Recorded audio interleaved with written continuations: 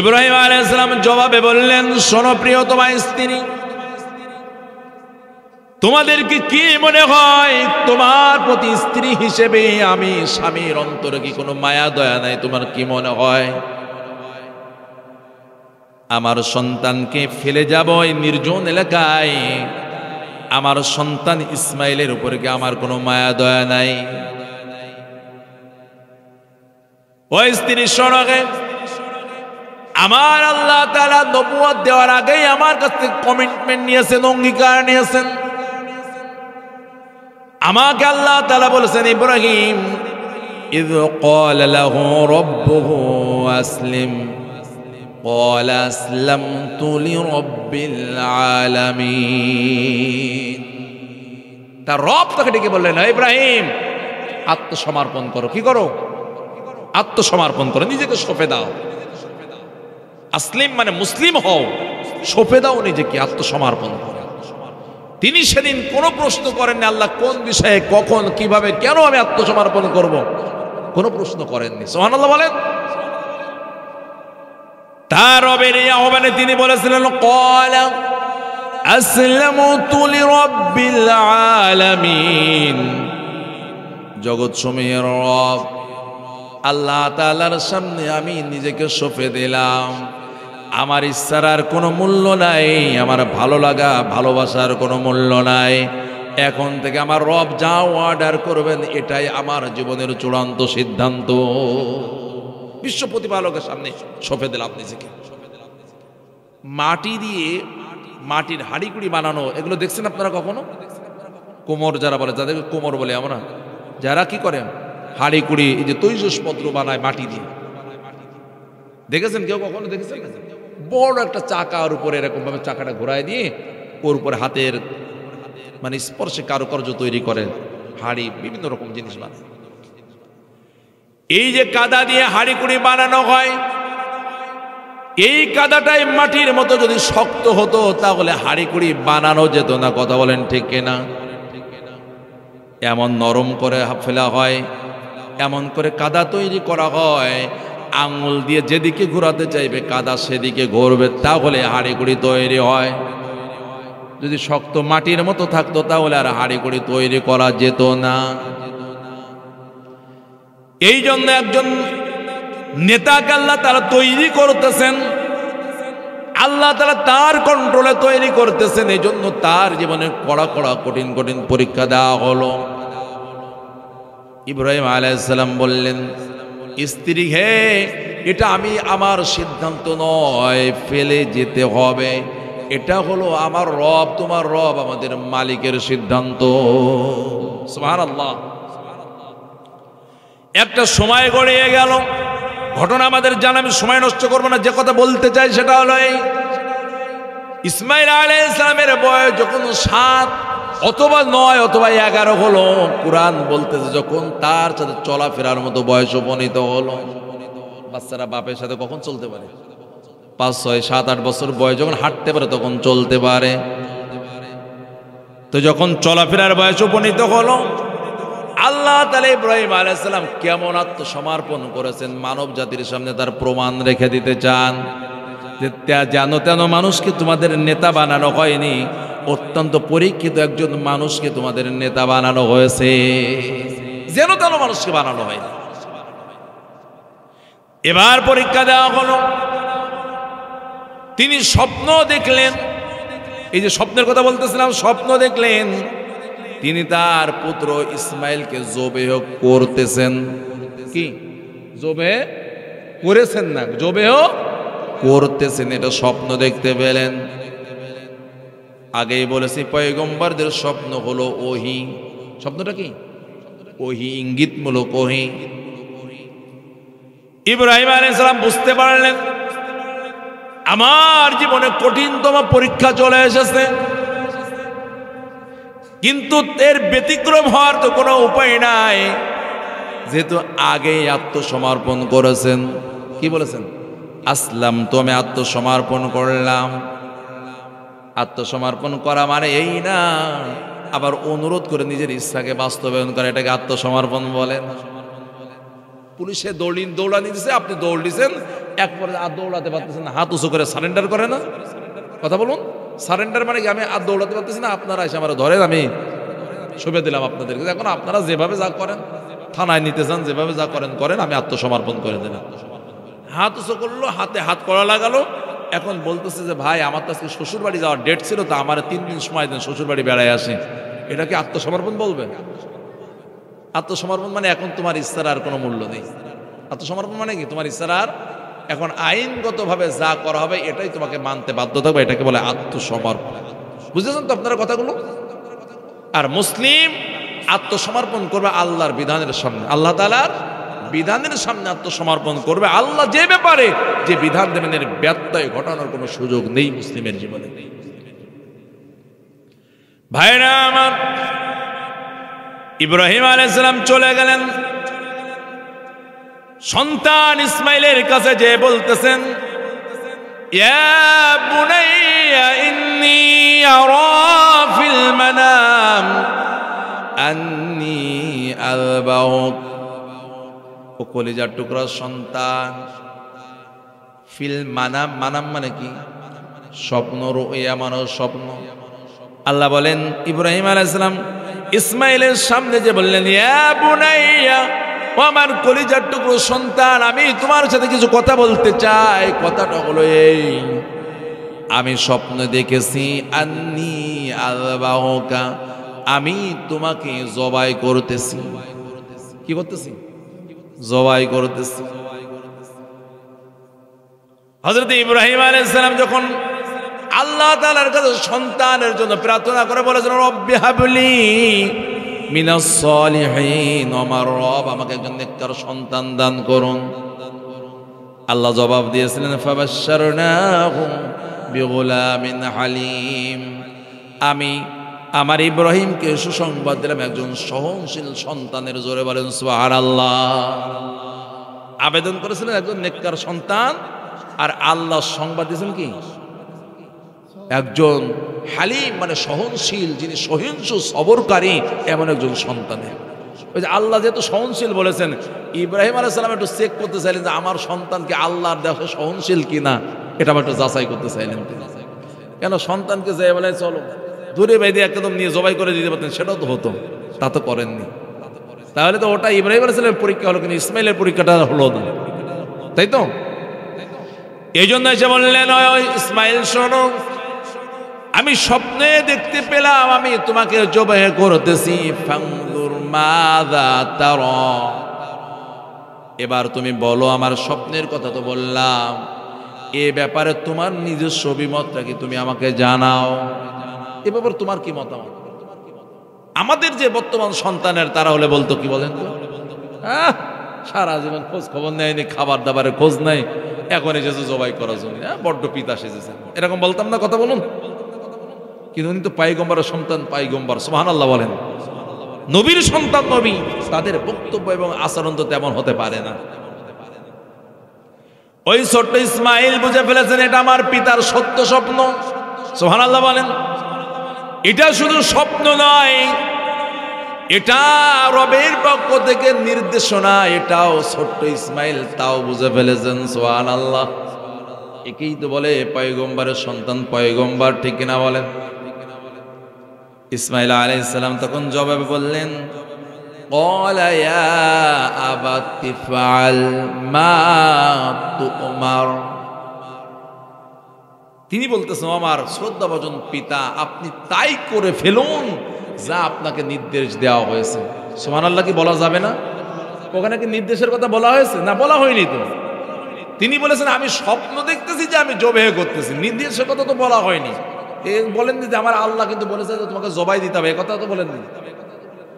ইব্রাহিম আলাইহিস সালাম কি বলেছেন? যে বলেছেন নাকি যে আল্লাহ আমাকে বলেছেন যে তোমার সন্তান জবাই দাও, এভাবে বলেছেন না। তিনি যে বলতেন আমি স্বপ্নে দেখলাম যে আমি তোমাকে জবাই করতেছি, এখানে আল্লাহ নির্দেশ করেছেন এরকম কোনো কথা আছে নাকি? কিন্তু ইসমাইল কিন্তু তার 2 ধার উপরে উঠে গিয়ে তা বুঝে ফেলেছেন, সুবহানাল্লাহ বলেন। ইয়া বাতি ফাআল মা তুমার, ও শ্রদ্ধাভাজন পিতা, আপনি তাই করে ফেলুন যা আপনার আল্লাহ আপনাকে নির্দেশ করেছে। আব্বাজান, আপনার কোনো ভয় নাই, চিন্তা নাই। আমি পালিয়ে যাব না, আমি প্রতিবাদ করব না, আমি মন্দ ভাষায় আপনার সাথে কথা বলবো না। আপনি পয়গম্বর, আপনার রব আপনাকে যে নির্দেশ, ইঙ্গিতমূলক নির্দেশ দিয়েছেন, আপনি তা করে ফেলুন। সাতাজিদুনি ইনশাআল্লাহু মিনাস সাবিরিন। আল্লাহু আকবার বলেন। আল্লাহ বলতেছেন যে ইসমাইল তখন বললেন, আল্লাহ তাআলা যদি চান আপনি আমাকে সবরকারীদের অন্তর্ভুক্ত পেয়ে যাবেন। সুবহানাল্লাহ বলেন। এই সমস্ত এক একটা আয়াতের ভিতরে অনেক শিক্ষা আছে আমাদের জন্য। আল্লাহর রাহে জীবন দিতে পারার যে আনন্দ, সেটা এক নম্বর প্রকাশ করেছেন তিনি। আল্লাহ রাহে আমরা তো কিছু যদি নামাজ কালাম একটু বেশি পড়ি বা তাহাজ্জুদ গুজারি করে, তাহলে একটা ভিতরে একটা অহংকার তৈরি হয়, বেটা তুই তো জাহান্নামী, আমি তো জান্নাতের চৌরাস্তায় যে বসে আছি, এরকম একটা ভাব তৈরি হয়। আল্লাহ রাহে কোরবানি হবেন, তার ভিতরে একটা তো অহংকার তৈরি হওয়ার কথা, তাই না? যে আমি আল্লাহ রাহে কোরবানি না, আমি একমাত্র এ ব্যক্তি নই যে আল্লাহ রাস্তায় কোরবানি হচ্ছে। ইতিপূর্বে যারা আল্লাহ রাস্তায় কোরবানি হতে গিয়ে ধৈর্য ধরেছেন, হে পিতা, আল্লাহ চান তো তাদের ভিতরে আমাকে পেয়ে যাবেন। সুবহানাল্লাহ। তিনি বুঝাতে চাইলেন আমি একমাত্র লোক না, এরকম আরো অনেক মানুষ ঈমান এবং ইসলামের জন্য, আল্লাহর সন্তুষ্টির জন্য এভাবে কোরবানি দিয়েছেন, এভাবে হাসি মুখে তারা ত্যাগ স্বীকার করেছেন। আল্লাহ চান তো আমাকেও আপনি তাদের ভিতরে একজন পেয়ে যাবেন। সুবহানাল্লাহ। এই কথাটা আমি আজকের আলোচনা কেন আনলাম? আমি আনলাম যে এর মাধ্যমে আমাদের জন্য একটা বিধান আছে না নাই? সেটা কি? কোরবানি। সেটা কোরবানির একটা বিধান আছে না এই স্বপ্নের মাধ্যমে? আমি শুরুতেই বলছিলাম যে স্বপ্নের মাধ্যমে ইসলামের বিধান হতে পারে তখন যখন স্বপ্নটা কোনো পয়গম্বর দেখবেন। কি বললাম? এর বাইরে কেউ যে স্বপ্ন দেখে, এই বর্তমান পৃথিবীতে যত বড় বুজুর্গ স্বপ্ন দেখে, তার মাধ্যমে ইসলামের কোনো নতুন বিধান কি চালু করা যাবে? কথা বলেন। আমার শায়েখ, আমার পীর, আমার আমির, আমার নেতা, আমার লিডার অমুক স্বপ্ন দেখেছে গতকাল, সুতরাং আজকে থেকেই করা লাগবে, এরকম কোন বিধান কি ইসলামে চলবে? চলবে ওই স্বপ্ন যে স্বপ্ন কোনো পয়গম্বর দেখেন। কেন? পয়গম্বরের স্বপ্ন হলো ওহী। বুঝাতে পারছি আপনি? তাহলে এটা আমি কিন্তু এই যে ঘটনা শোনা হুজুর ভালোই তো লাগবে, আরো একটু সামনে যান না, আমি এই ঘটনা বলার জন্য এই কথা বলিনি। আমার এই বক্তব্যটা হলো স্বপ্ন ইসলামের বিধান হবে তখন যখন এই স্বপ্ন দেখবেন কোন পয়গম্বর। এটাকে বুঝতেছেন আমার কথা? 2 নাম্বার হলো ইউসুফ আলাইহিস সালাম। তিনি কে ছিলেন বলতে পারেন নাকি? ইউসুফ আলাইহিস সালাম তো নবী ছিলেন তো জানি আমরা, কিন্তু কে ছিলেন, তার পরিচয়টা কি? এই ইব্রাহিম আলাইহিস সালামের সাথে কোনো পরিচয় আছে নাকি ইউসুফ আলাইহিস সালামের? মানে হলো তিনি নবুয়তের 4র্থ প্রজন্ম ইউসুফ আলাইহিস সালাম, আর প্রথম প্রজন্ম হলো ইব্রাহিম আলাইহিস সালাম, তাই তো? ইব্রাহিম আলাইহিস সালামের 2 সন্তান হলো ইসহাক এবং ইসমাইল। ইসহাক আলাইহিস সালামের সন্তানের নাম হলো ইয়াকুব, আর ইয়াকুব আলাইহিস সালামের সন্তানের নাম হলো ইউসুফ, মানে দাদার বাপ। ইউসুফ আলাইহিস সালামের দাদার বাপ হলেন ইব্রাহিম আলাইহিস সালাম। বুঝতে পারছেন না কথাটা? ইউসুফ আলাইহিস সালাম স্বপ্ন দেখলেন, সেটাও কোরআনে এসেছে।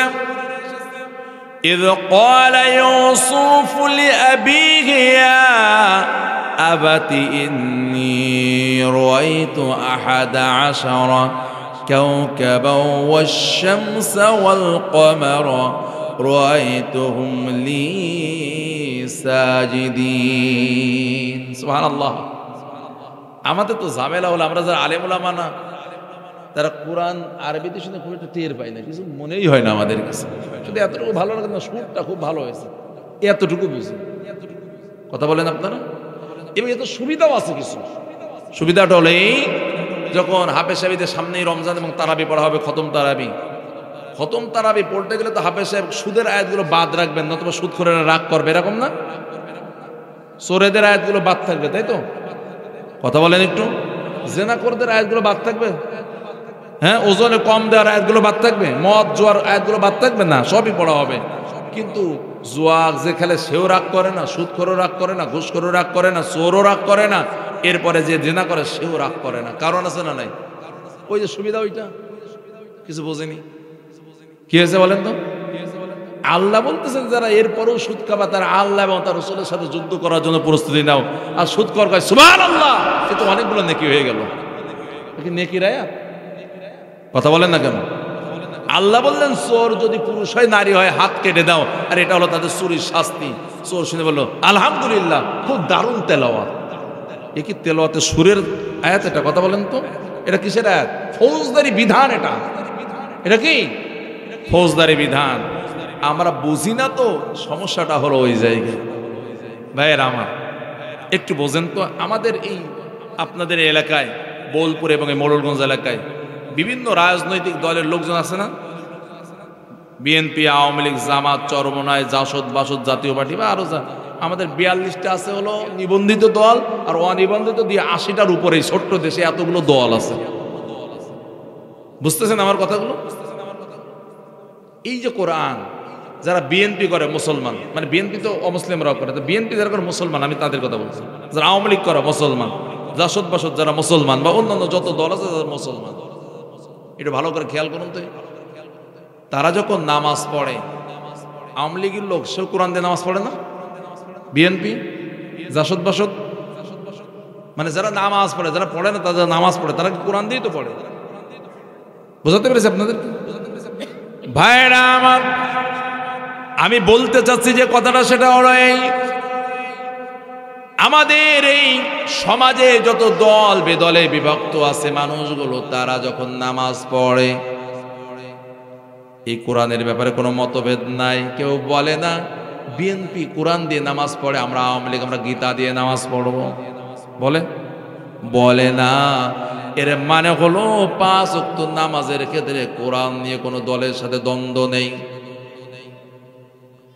এই কোরআনটা যখন খতম করা হয় তারাবিতে, এই তারাবির নামাজে বিএনপির লোকও তারাবি পড়ে, আওয়ামী লীগ তারাও তারাবি পড়ে, সব দলের লোক তারাবি পড়লো, কেউ মতভেদ করলো না।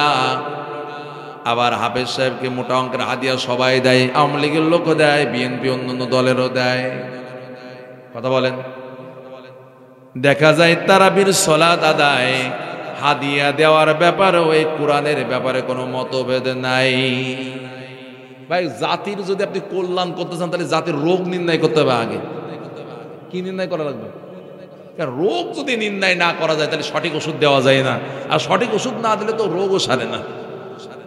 এই জন্য ডাক্তারের কাছে গেলে 20টা পরীক্ষা নিরীক্ষা ধরাই দেয়, কি জন্য? কিছু ব্যবসা, আর কিছু হলো রোগের চিকিৎসা কিভাবে দেবে তাই বোঝার জন্য। ঠিক তো নাকি? তাহলে 2টা কথা বললাম, একটা হলো 5 ওয়াক্ত নামাজে কোনো ঝামেলা আছে কোরআন নিয়ে, তারাবির সালাত আদায় এটাও কোনো দল নিয়ে কোনো মারামারি নাই। এরপরে আপনাদের এলাকায় যদি কোনো মানুষের পিতা মাতা আপনজন মারা যায়, খতমের ব্যবস্থা করা হাফেজ সাহেব ছাত্রদেরকে দিয়ে, ওটা আওয়ামী লীগের লোক, ওরাও ডাকে হাফেজ সাহেব ছাত্রদের, বিএনপির হলো ডাকে, অন্য দলের হলো, কথা বলেন একটু, ডাকে কিনা? তার মানে হলো এই কুরআনুল কারীম খতম করে তেলাওয়াত করে সব পৌঁছাতে হবে, ব্যাপারে আওয়ামী লীগের লোক একমত, বিএনপিরাও তাই, জামাত, জাতীয় পার্টি, চরমনায় অন্য যারা আছে তারাও একমত, নাকি আলাদা? বোঝা গেল এই কোরআন তেলাওয়াত করে সব পাঠাতে হবে, এই ব্যাপারেও কোনো দলের মধ্যে ঝামেলা নাই। রোগ এখনো ধরা পড়েনি, কাটি 3 জায়গায় মারা হয়ে গেছে, কিন্তু এখনো রোগ ধরা পড়েনি। বুঝতেছেন না? ডাক্তার বলতে কি ব্যাপার, আপনার পরীক্ষা নিরীক্ষা তো সব নর্মাল, আপনি গায়ে বল পাচ্ছেন না কেন তা তো বুঝতে পারতেছি না। বুঝতেছেন তো? এখনো রোগ ধরা পড়েনি। 4 নাম্বার হলো ছোট বাচ্চারা দেখবেন কাঁদে আর থামে না, রাত্রে লাফায় লাফায় ওঠে, জ্বর হয়েছে আর থামে না, অথবা কুকুরের এরকম ঘেউ ঘেউ শুনে ভয় পেয়েছে, দৌড় দেয় ইমাম সাহেবের কাছে নিয়ে। ওই বাচ্চা যদি আওয়ামী লীগের কারোর বাচ্চা হয় তাও ইমাম সাহেবের কাছে, বিএনপি হলো ইমাম সাহেবের কাছে, অন্য দলের হলো ইমাম সাহেবের কাছে, যে বলে হুজুর একটু ঝাড়াই দেন, বলে তো এলাকায়, বলে না? তাহলে বোঝা গেল কোরআন দ্বারা ঝাড়ফুঁকের ক্ষেত্রেও কোনো দলের মধ্যে কোনো বিভেদ নাই। কয়টা বলেছে? নামাজ, স্পেশাল তারাবি, খতম তারাবি, এরপরে কোরআনের খতম করে সওয়াব পৌঁছানো, আর ঝাড়ফুঁক। বুঝাতে পেরেছি? সব দলে ব্যাপারে একমত, আলাদা আলাদা। কেউ বলে হুজুর ওই আওয়ামী লীগের লোক পড়ে দিয়েছেন কোরআন পড়ে, আমি বিএনপি লোক, আমার একটু বাইবেল পড়ে ফু দিয়ে দেন, এরকম বলে কেউ? বলে না। তাহলে ঝামেলা কোথায়? ঝামেলা কি আছে না নাই? আমরা শুনেছি বিগত 16 বছর বারবার অনেক ফ্যাসিস্টের মুখ থেকে শুনেছি যে রাজনীতির সাথে কোরআন এবং ইসলামের সম্পর্ক নেই। এটা আমরা শুনেছি অনেকবার, এখনো শোনা হচ্ছে। অনেকে বলতেছে, কথা বলেন, বলতেছে কোরআন আর ইসলামের সাথে রাজনীতির কোনো সম্পর্ক নাই। ভাইরা আমার, কথা কিন্তু একদিক থেকে খুবই সঠিক কথা। এটা ওই রাজনীতির সাথে কোরআনের সাথে ইসলামের সাথে সম্পর্ক নাই যে রাজনীতিতে চাঁদাবাজি আছে, লুটপাট আছে, অন্যের সম্পদ জবরদখল আছে, হত্যা আছে, লুণ্ঠন আছে, চুরি আছে, দুর্নীতি আছে, পাচার আছে। কথা বলেন, এই রাজনীতির সাথে কোরআনের রাজনীতির কোনো সম্পর্ক নাই। ইসলাম এবং কোরআনের রাজনীতির সাথে সম্পর্ক হলো ওই রাজনীতির যে রাজনীতির ভিতরে ইনসাফ থাকবে, মানুষের অধিকার আদায় করে দেওয়া থাকবে, যে রাজনীতির মাধ্যমে মানুষ তার অধিকার পেয়ে সুখে শান্তিতে ইসলামের বিধানগুলো মেনে যে জমিনে বসবাস করতে পারবে, ওই রাজনীতির সাথে আল্লাহর কোরআনের অবশ্যই অবশ্যই অবশ্যই সম্পর্ক আছে। কথা বলুন। তবে হাট দখল, মাঠ দখল, ঘাট দখল, ছিনতাই করা, চুরি করা, মানুষকে হত্যা করে ফেলা, জবরদখল করা, জুলুম করা, এই রাজনীতির সাথে কোরআনের কোনো সম্পর্ক নাই। যেহেতু তাদের রাজনীতি ওইগুলোর সাথে সম্পর্ক আছে, এই জন্য বারবার ওরা বক্তৃতাতে বলতে চায় আমাদের রাজনীতির সাথে ইসলামের কোনো সম্পর্ক নাই।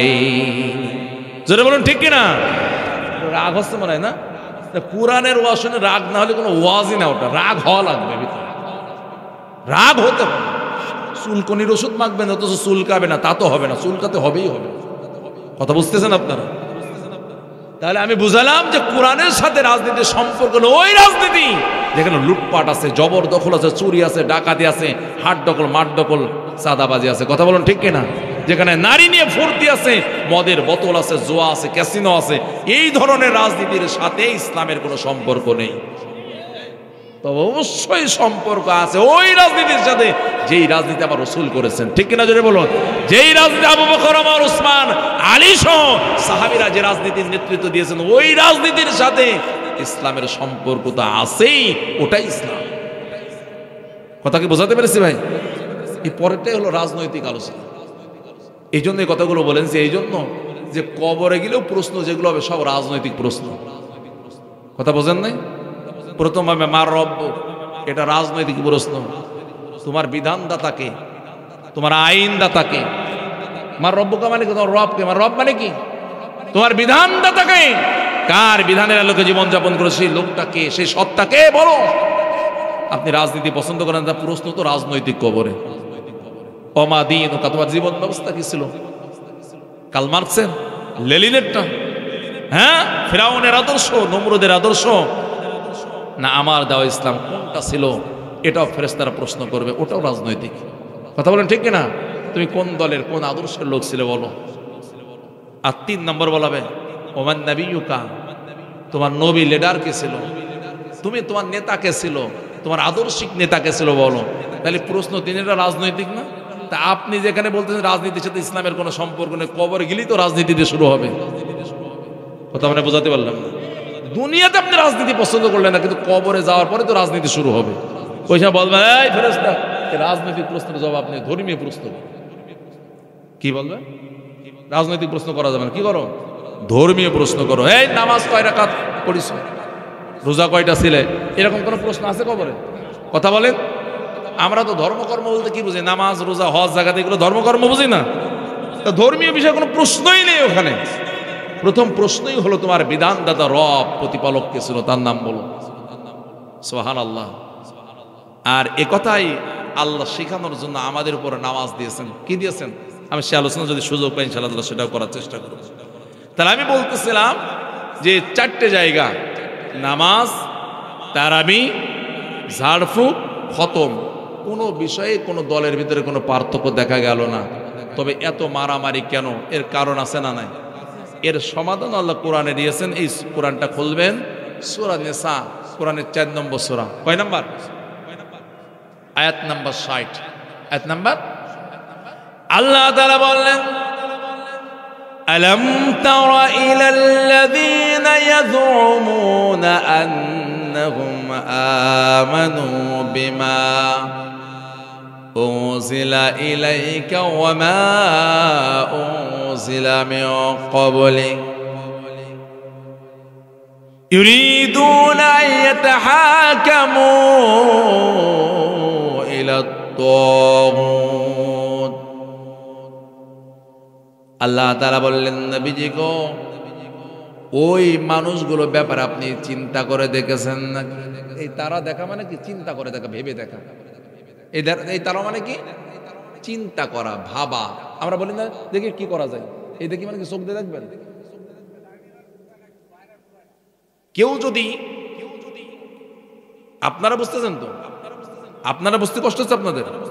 বাইরে না বোঝা, আপনারা বুঝতে পারতেছেন? বাইরে বুঝতেছেন না তো আপনি বুঝলেন কি করে এখানে বসে, মাঠে বসে? ও আচ্ছা, কালকের থেকে তাই বলতেছেন তাই? আচ্ছা ঠিক আছে। তা সেটা তো মাইকলাদের, আমাদের এই দায়িত্ব, সেটা তো মাইকলা ব্যবস্থাপনা যারা তারা খেয়াল করবে। সমস্যা আজকে তো নাই। আচ্ছা আলহামদুলিল্লাহ।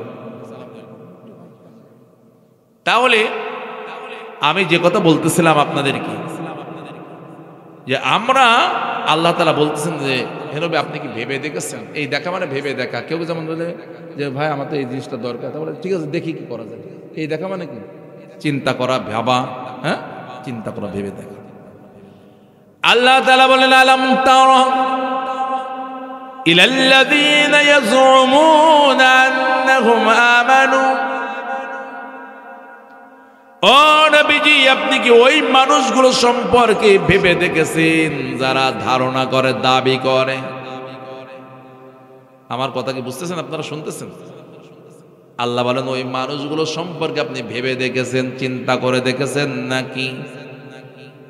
যারা দাবি করে, ধারণা করে, নিজেদেরকে ইমানদার, বিশ্বাসী বলে দাবি করে। বিমা উনজিলা ইলাইকা ওয়া মা উনজিলা মিন ক্বাবলিক, যা আপনার উপরে নাজিল হয়েছে মানে কোরআন, এটা বিশ্বাস করে কথা তারা বলে। আরো বলে কোরআন শুধু আমরা বিশ্বাস করি না, আগে যত আসমানে কিতাব, তাওরাত, জাবর, ইনজিল সহ যত সহিফা নাজিল হয়েছে ওগুলো আমরা বিশ্বাস করি। যারা বলে আমরা কোরআনও বিশ্বাস করি, আমরা তাওরাত, জাবর, ইনজিলও আল্লাহর কিতাব এটা বিশ্বাস করি, এ কথা যারা বলে, এরকম বলা লোক আমাদের সমাজে আছে না নাই? কয় আমরা একটু ভিন্ন রাজনৈতিক দল করি, আমরা কোরআন মানি না, আমরা নামাজ পড়ি না, আমরা তারাবির হাদিয়া দিই না, আমরা হজ করি না, আমাদের 14 গোষ্ঠী হজ করিনি, আমরা নামাজ নিয়মিত নাই একটু পড়তে পারিনি, কিন্তু ঈদের নামাজ তো মিস করি না। আছে না এরকম লোক? আছে না নাই? দেখেন আল্লাহ কত চমৎকার করে 1500 বছর আগে জবাব দিয়ে রেখেছেন। কোরআন নিলে তারা বলবে আমরা এটা মানি, বলে না? আমরাও বিশ্বাস করি এটা আল্লাহর নাজিল করা কিতাব, এটা আমরাও জানি, এটাও আমরা মানি। আল্লাহ তাআলা বলেন এই কোরআনের ব্যাপারে ওদের বক্তব্য ওই পর্যন্তই শেষ। ওরা নামাজ পর্যন্ত কোরআনকে মানে, ওরা তারাবি পর্যন্ত কোরআনকে মানে, ওরা ঝাড়ফুঁক দেওয়া পর্যন্ত কোরআনকে মানে, ওরা খতম পর্যন্ত কোরআনকে মানে। কিন্তু যখন তাদের জীবন সমস্যার সমাধান দরকার হয় তখন আর কোরআনের কাছে জিজ্ঞাসা করে না, যায় না। বুঝতেছেন রোগ কোথায়? যখন সমস্যায় পড়ে দুনিয়ায়, জীবন কিভাবে চালাতে হবে, আমি কিভাবে আমার দায়িত্ব পালন করব, জীবনে যত সমস্যা আসলো মানব জীবনের, এর সমাধান যখন দরকার হয় তখন আর কোরআনের কাছে যায় না। ইউরিদুনা আইয়াতাহাকামু ইলাত তাগুত, ওরা তখন এই কোরআন বাদ দিয়ে মানব রচিত তগুতি শক্তির লেখা আইন সমাধানের দিকে তখন ওরা রওনা দেয়। বুঝতেছেন কথাটা কত কঠিন কথা আল্লাহ বললেন? ওরা কোরআনকে বিশ্বাস করে, কথা দাবি করে। কোন পর্যন্ত? নামাজ পর্যন্ত। কোন পর্যন্ত? তারাবি পর্যন্ত। কোন পর্যন্ত? ঝাড়ফুঁক পর্যন্ত, খতম পড়ে দোয়া পর্যন্ত কোরআনকে মানে। কথা বলতেছেন না কেন? আছেন এরকম মানুষ? আছেন আপনার এলাকায়? কিন্তু যখন বলা হবে ভাই আসো এই কোরআনের বিধান চালু করে ইনসাফের একটি সমাজ গড়া দরকার, যে সমাজে চুরি থাকবে না, চোরের হাত কাটা হবে, যেই সমাজে জিনা করে থাকবে না 100 দূররা লাগানো হবে অথবা সন্ন্যাসার করে দেওয়া হবে। আসো কোরআনের কাছে যাই, মদ পান করা যাবে না, করলে 80 দূররা লাগিয়ে দেওয়া হবে। কথা বোঝেন কিনা? এরকম ভাবে যারা ডাকাতি করবে তারও ফৌজদারি বিধান রয়েছে। এরকম ভাবে আসো কোরআনের আইন চালু করে, যাতে একটি সুন্দর একটি সুস্থ সমাজ মানুষ পায়, শান্তিতে বসবাস করতে পারে। তখন বলেন না না না না, আমাদের কাছে তো ডক্টর কামালের লেখা সংবিধান আছে, আমাদের তো পরামর্শ দেয় আমেরিকা, আমাদের পরামর্শ দেয় ইন্ডিয়া, আমাদের রাজনৈতিক সিদ্ধান্ত নেওয়ার জন্য কোরআনের দরকার নেই। আছে না নাই?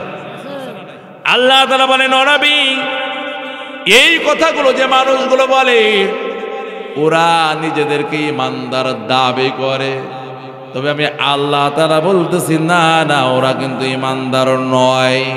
ওরা কি নয়? ওরা ইমানদার নয়, যদিও নিজেদেরকে ইমানদার দাবি করে। বলে না যে আমাদের দাড়ি নেই, আমরা দাড়িতে মেহেন্দি মাখি না, তোমরা টুপি শুধু তোমরা পরো, আমরা পড়ি না, এরকম বলে না? বলে কিনা কথা বলুন? বলে একটু দোয়াল না একটু আলাদা করি, কিন্তু সবই তো করি তোমাদের সাথে। আল্লাহ তাআলা জবাব দিচ্ছেন, শোনো, ইমানদার নিজেদের দাবি অনুযায়ী হলে চলবে না, ইমানদার হতে হবে আমি আল্লাহ তাআলার ইচ্ছা মতো, আমার বিধান মতো ইমানদার হওয়া লাগবে। কথা বলেন ঠিক কিনা?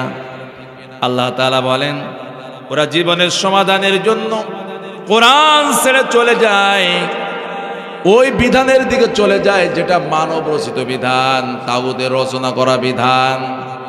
আল্লাহ তাআলা বলেন, অথচ আমি আল্লাহ তাআলা নির্দেশ দিয়েছি তাদেরকে, ওয়াকাদ উমিরু আইয়াকফুরু বি, ইমানদার হতে গেলে তোমার প্রথম কাজ হলো ওটাকে অস্বীকার করা। ওটা মানে তাগুতকে অস্বীকার করা।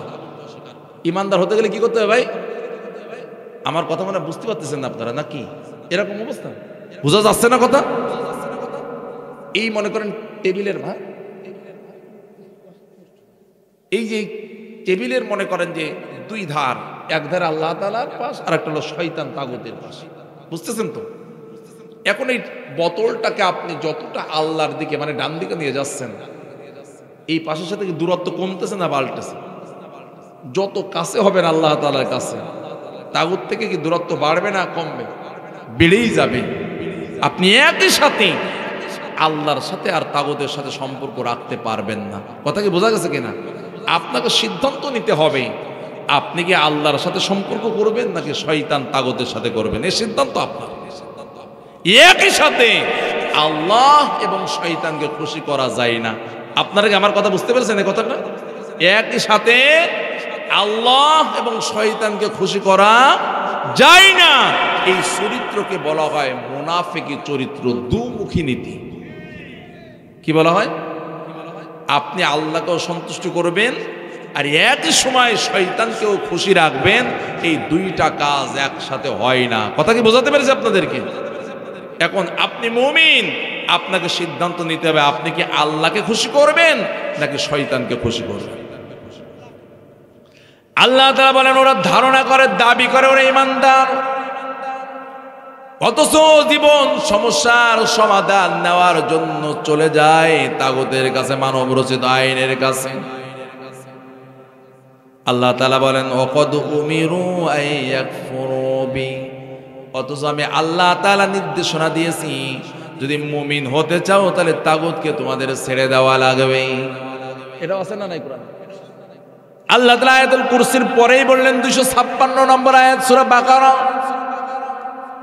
ফামান ইয়াকফুর বিত-তাগুতি ওয়া ইউমিন বিল্লাহ ফাকাদ ইসতামসাকা বিল উরওয়াতিল উসকা লা ইনফিসামা লাহা। আল্লাহু আকবার। ফামান ইয়াকফুর বিত-তাগুত, তোমাদের মধ্য থেকে যে তাগুতকে অস্বীকার করবে, ছিন্ন করবে সম্পর্ক, ওয়া ইউমিন বিল্লাহ, এরপরে আল্লাহ তাআলার প্রতি ঈমান আনবে। খুব খেয়াল করেন ভালো করে, তাগুত অস্বীকার করা, আল্লাহর প্রতি ঈমান আনা কয়টা কাজ? জোরে বলেন। কাজ দুইটার ভিতরে আগে কোনটা? আগে কোনটা? আল্লাহ বলেন বান্দা আগে ঈমান আনার জন্য তাড়াহুড়া করো না, ঈমান আনার আগে তোমাকে তাগুতকে অস্বীকার করা লাগবে, তালাক দেওয়া লাগবে। কি দেওয়া লাগবে? ওই অনেক সময় দেখেন না, অনেক লোক বিবাহিত হবার পরও আবার পরকিয়া করে, অবৈধ প্রেম ভালোবাসা করে। আছেন এরকম মানুষ কিছু সমাজে?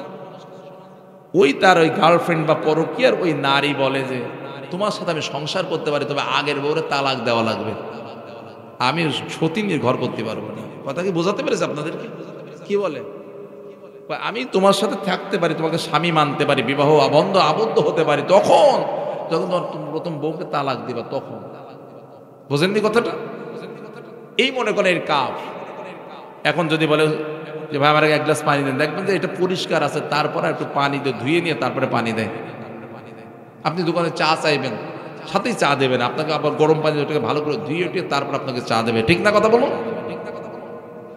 আল্লাহ বুঝাতে চাইলেন বান্দা ঈমান আনার জন্য তাড়াহুড়া করো না, ঈমান আনার আগে কাজ আছে না নাই? ফামান ইয়াকফুর বিত-তাগুত, যেই শক্তি আল্লাহ তাআলাকে মানে না, যেই শক্তি মানুষকে আল্লাহ তাআলার বিধান মানতে দেয় না, একে তাগুতি শক্তি বলে।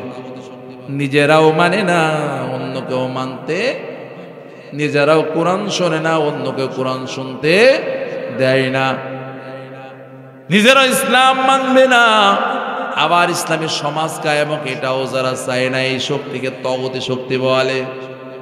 আপনি আমাদের দেশের রাজনৈতিক শক্তির সাথে যদি আল্লাহর এই ফর্মুলা মিলান, অনেক দলকে পেয়ে যাবেন যারা স্পষ্ট তাগুতের করে বেড়াইতে। কথা বলেন ঠিক কিনা? স্পষ্ট তাগুত এটা পাবেন যদি আল্লাহর এই সংজ্ঞার সাথে আপনি মিলান, অনেক দলকে পাবেন। আল্লাহ বলেন বান্দা মুমিন হতে চাও, তাহলে তোমার কাজ হলো 1 নাম্বার, তাগুতের সাথে কোনো সম্পর্ক রাখা যাবে না। বুঝাতে পেরেছে কিনা আপনাদেরকে? যেই দলের আদর্শ আল্লাহর বিধান মানে না, আল্লাহর বিধান এই জমিনে কায়েম হোক যারা চায় না, যত সুন্দর সুরতে আসুক না কেন, ওই শক্তিকেই তাগুতি শক্তি বলা হয়। মুমিনের তাগুতের সাথে কোনো সম্পর্ক থাকতে পারে না। আল্লাহ বলে তাহলে কিন্তু মুমিন হওয়া যাবে না। আমি তো নির্দেশই দিয়েছি যে না, মুমিন হতে গেলে তাগুতকে আগে অস্বীকার করা লাগবে।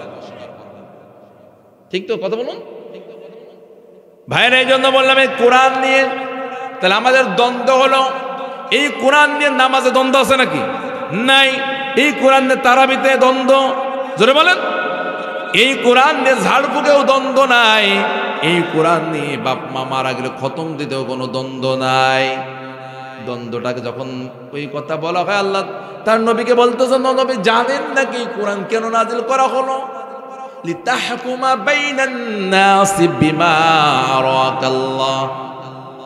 এই কোরআন দ্বারা যেন আপনি সমাধান দিতে পারেন, এই কোরআন দ্বারা যেন আপনি ফায়সালা দিতে পারেন, যেভাবে আমি আল্লাহ তাআলা আপনাকে দেখিয়ে দিয়েছি, বুঝিয়ে দিয়েছি, ওইভাবে মানব জীবনের সমাধান দিতে পারেন। এই জন্য কোরআন নাজিল করা হয়েছে।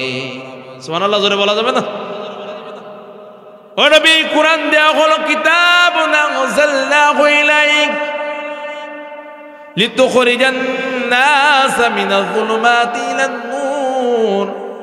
এই কোরআনটা দেওয়া হলো যাতে করে আপনি মানব জাতিকে অন্ধকারপূর্ণ সমাজ থেকে, জাহালাত, কুফরি, শিরিক, নেফাকের অন্ধকার থেকে, অন্যায় অপরাধের অন্ধকার থেকে কোরআনের মাধ্যমে আলোর পথে আনতে পারেন। এই জন্য কোরআন নাজিল করা হয়েছে। বোঝাতে পেরেছি আপনাদেরকে? আমাকে একটা অ্যান্ড্রয়েড ফোন দেন তো, অ্যান্ড্রয়েড ফোন, টাচ ফোন দেন। কারো কাছে আছে? নেই? আশেপাশে নাই? এই যে ভাই একটু খেয়াল করুন, এই যে অ্যান্ড্রয়েড ফোনটা দেখতে পাচ্ছেন আপনারা সবাই, উদাহরণ দিলে আমাদের মনে থাকবে, সেই জন্য উদাহরণের মাধ্যমে ওয়াজ করতে আল্লাহ নিজেই উদাহরণ দিয়ে দিয়ে মানুষকে বুঝিয়েছে। এই যে ফোনটা, এর ভিতরে অনেক ফাংশন আছে না? ফেসবুক আছে, রেকর্ড করা যায়, ভিডিও করা যায়, ছবি তোলা যায়, ক্যালকুলেটর, ক্যালেন্ডার, অনেক কিছু আছে এই ফোনে। এই ফোনের একটা মূল কাজ আছে না নাই? কি সেটা? কথা বলা। কথা বলা হতে হবে, কারণ মোবাইল ফোন মানে হলো ছোট্ট দূর আলাপনীকে মোবাইল ফোন বলা হয়। যন্ত্রটা, যেই যন্ত্রের মাধ্যমে দূর থেকে পরস্পর আলাপ করা যায় তাকে মোবাইল ফোন বলে। বোঝাতে পেরেছি আপনাদেরকে?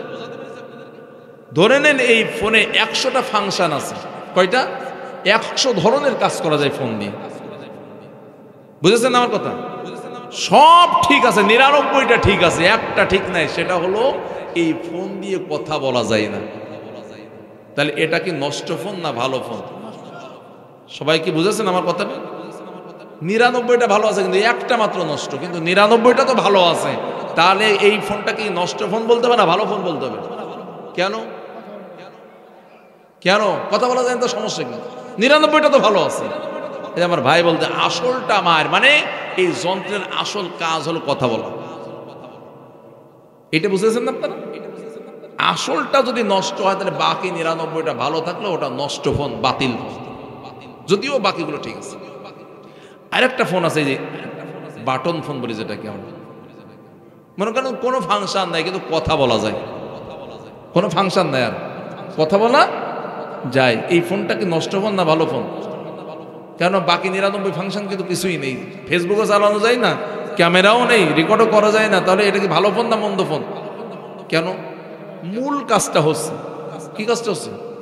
মূল কাজ হলেই ওই জিনিসটা ভালো সার্টিফাই পায়, মূল কাজ না হলে ওই জিনিস আর অতিরিক্ত যত লাভ হোক ওটা ব্যর্থ হিসেবে পরিগণিত।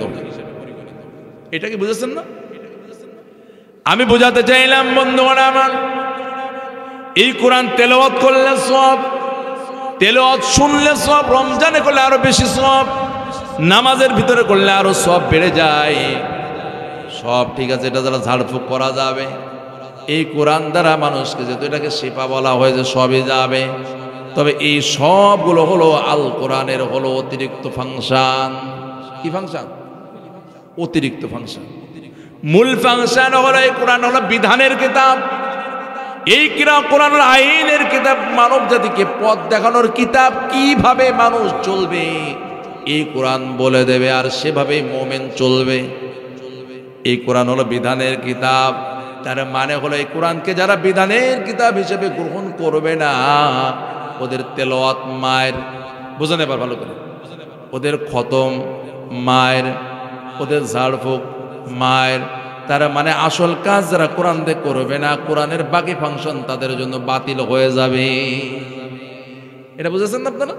কারণ মূল কোরআনের মূল কাজ হলো তাহকুমা বাইনান নাসি বিমা আরাকাল্লাহ। নবী, আপনি বিচার ফায়সালা আপনার মতো করে করবেন না, আমি যেভাবে শিখিয়েছি ওইভাবে করবেন। আমাদের এই 90% যে দেশে মুসলমান বাস করে, এই কোরআনের আইন দ্বারা কি শাসন চলতেছে? 53 বছর বয়স পার হয়ে 54 পড়েছে বাংলাদেশের বয়স, হ্যাঁ, তার যৌবন পার হয়ে আস্তে আস্তে বার্ধক্যের দিকে যাচ্ছে, মানে আমরা যদি মানুষের বয়সের সাথে তুলনা করি। কিন্তু এই কোরআনের বিধান কি এখনো চালু হয়েছে? এই কথা বলতে হবে আপনাদেরকে। সর্বশেষ জরিপ অনুযায়ী বাংলাদেশে 90.04% মুসলমান বাস করে। বাংলাদেশে যেই ভূখণ্ডে 90% কালেমাওয়ালা মুসলমান বাস করে, সেই ভূখণ্ডের বয়স 54 বছরে পড়েছে, অথচ এখনো পর্যন্ত কোরআনের বিধান চালু করা যায়নি। আসামি হওয়া লাগবে না কি মনে হয় আপনাদেরকে? কথা বলুন ভাইরা, আসামি হওয়া লাগবে।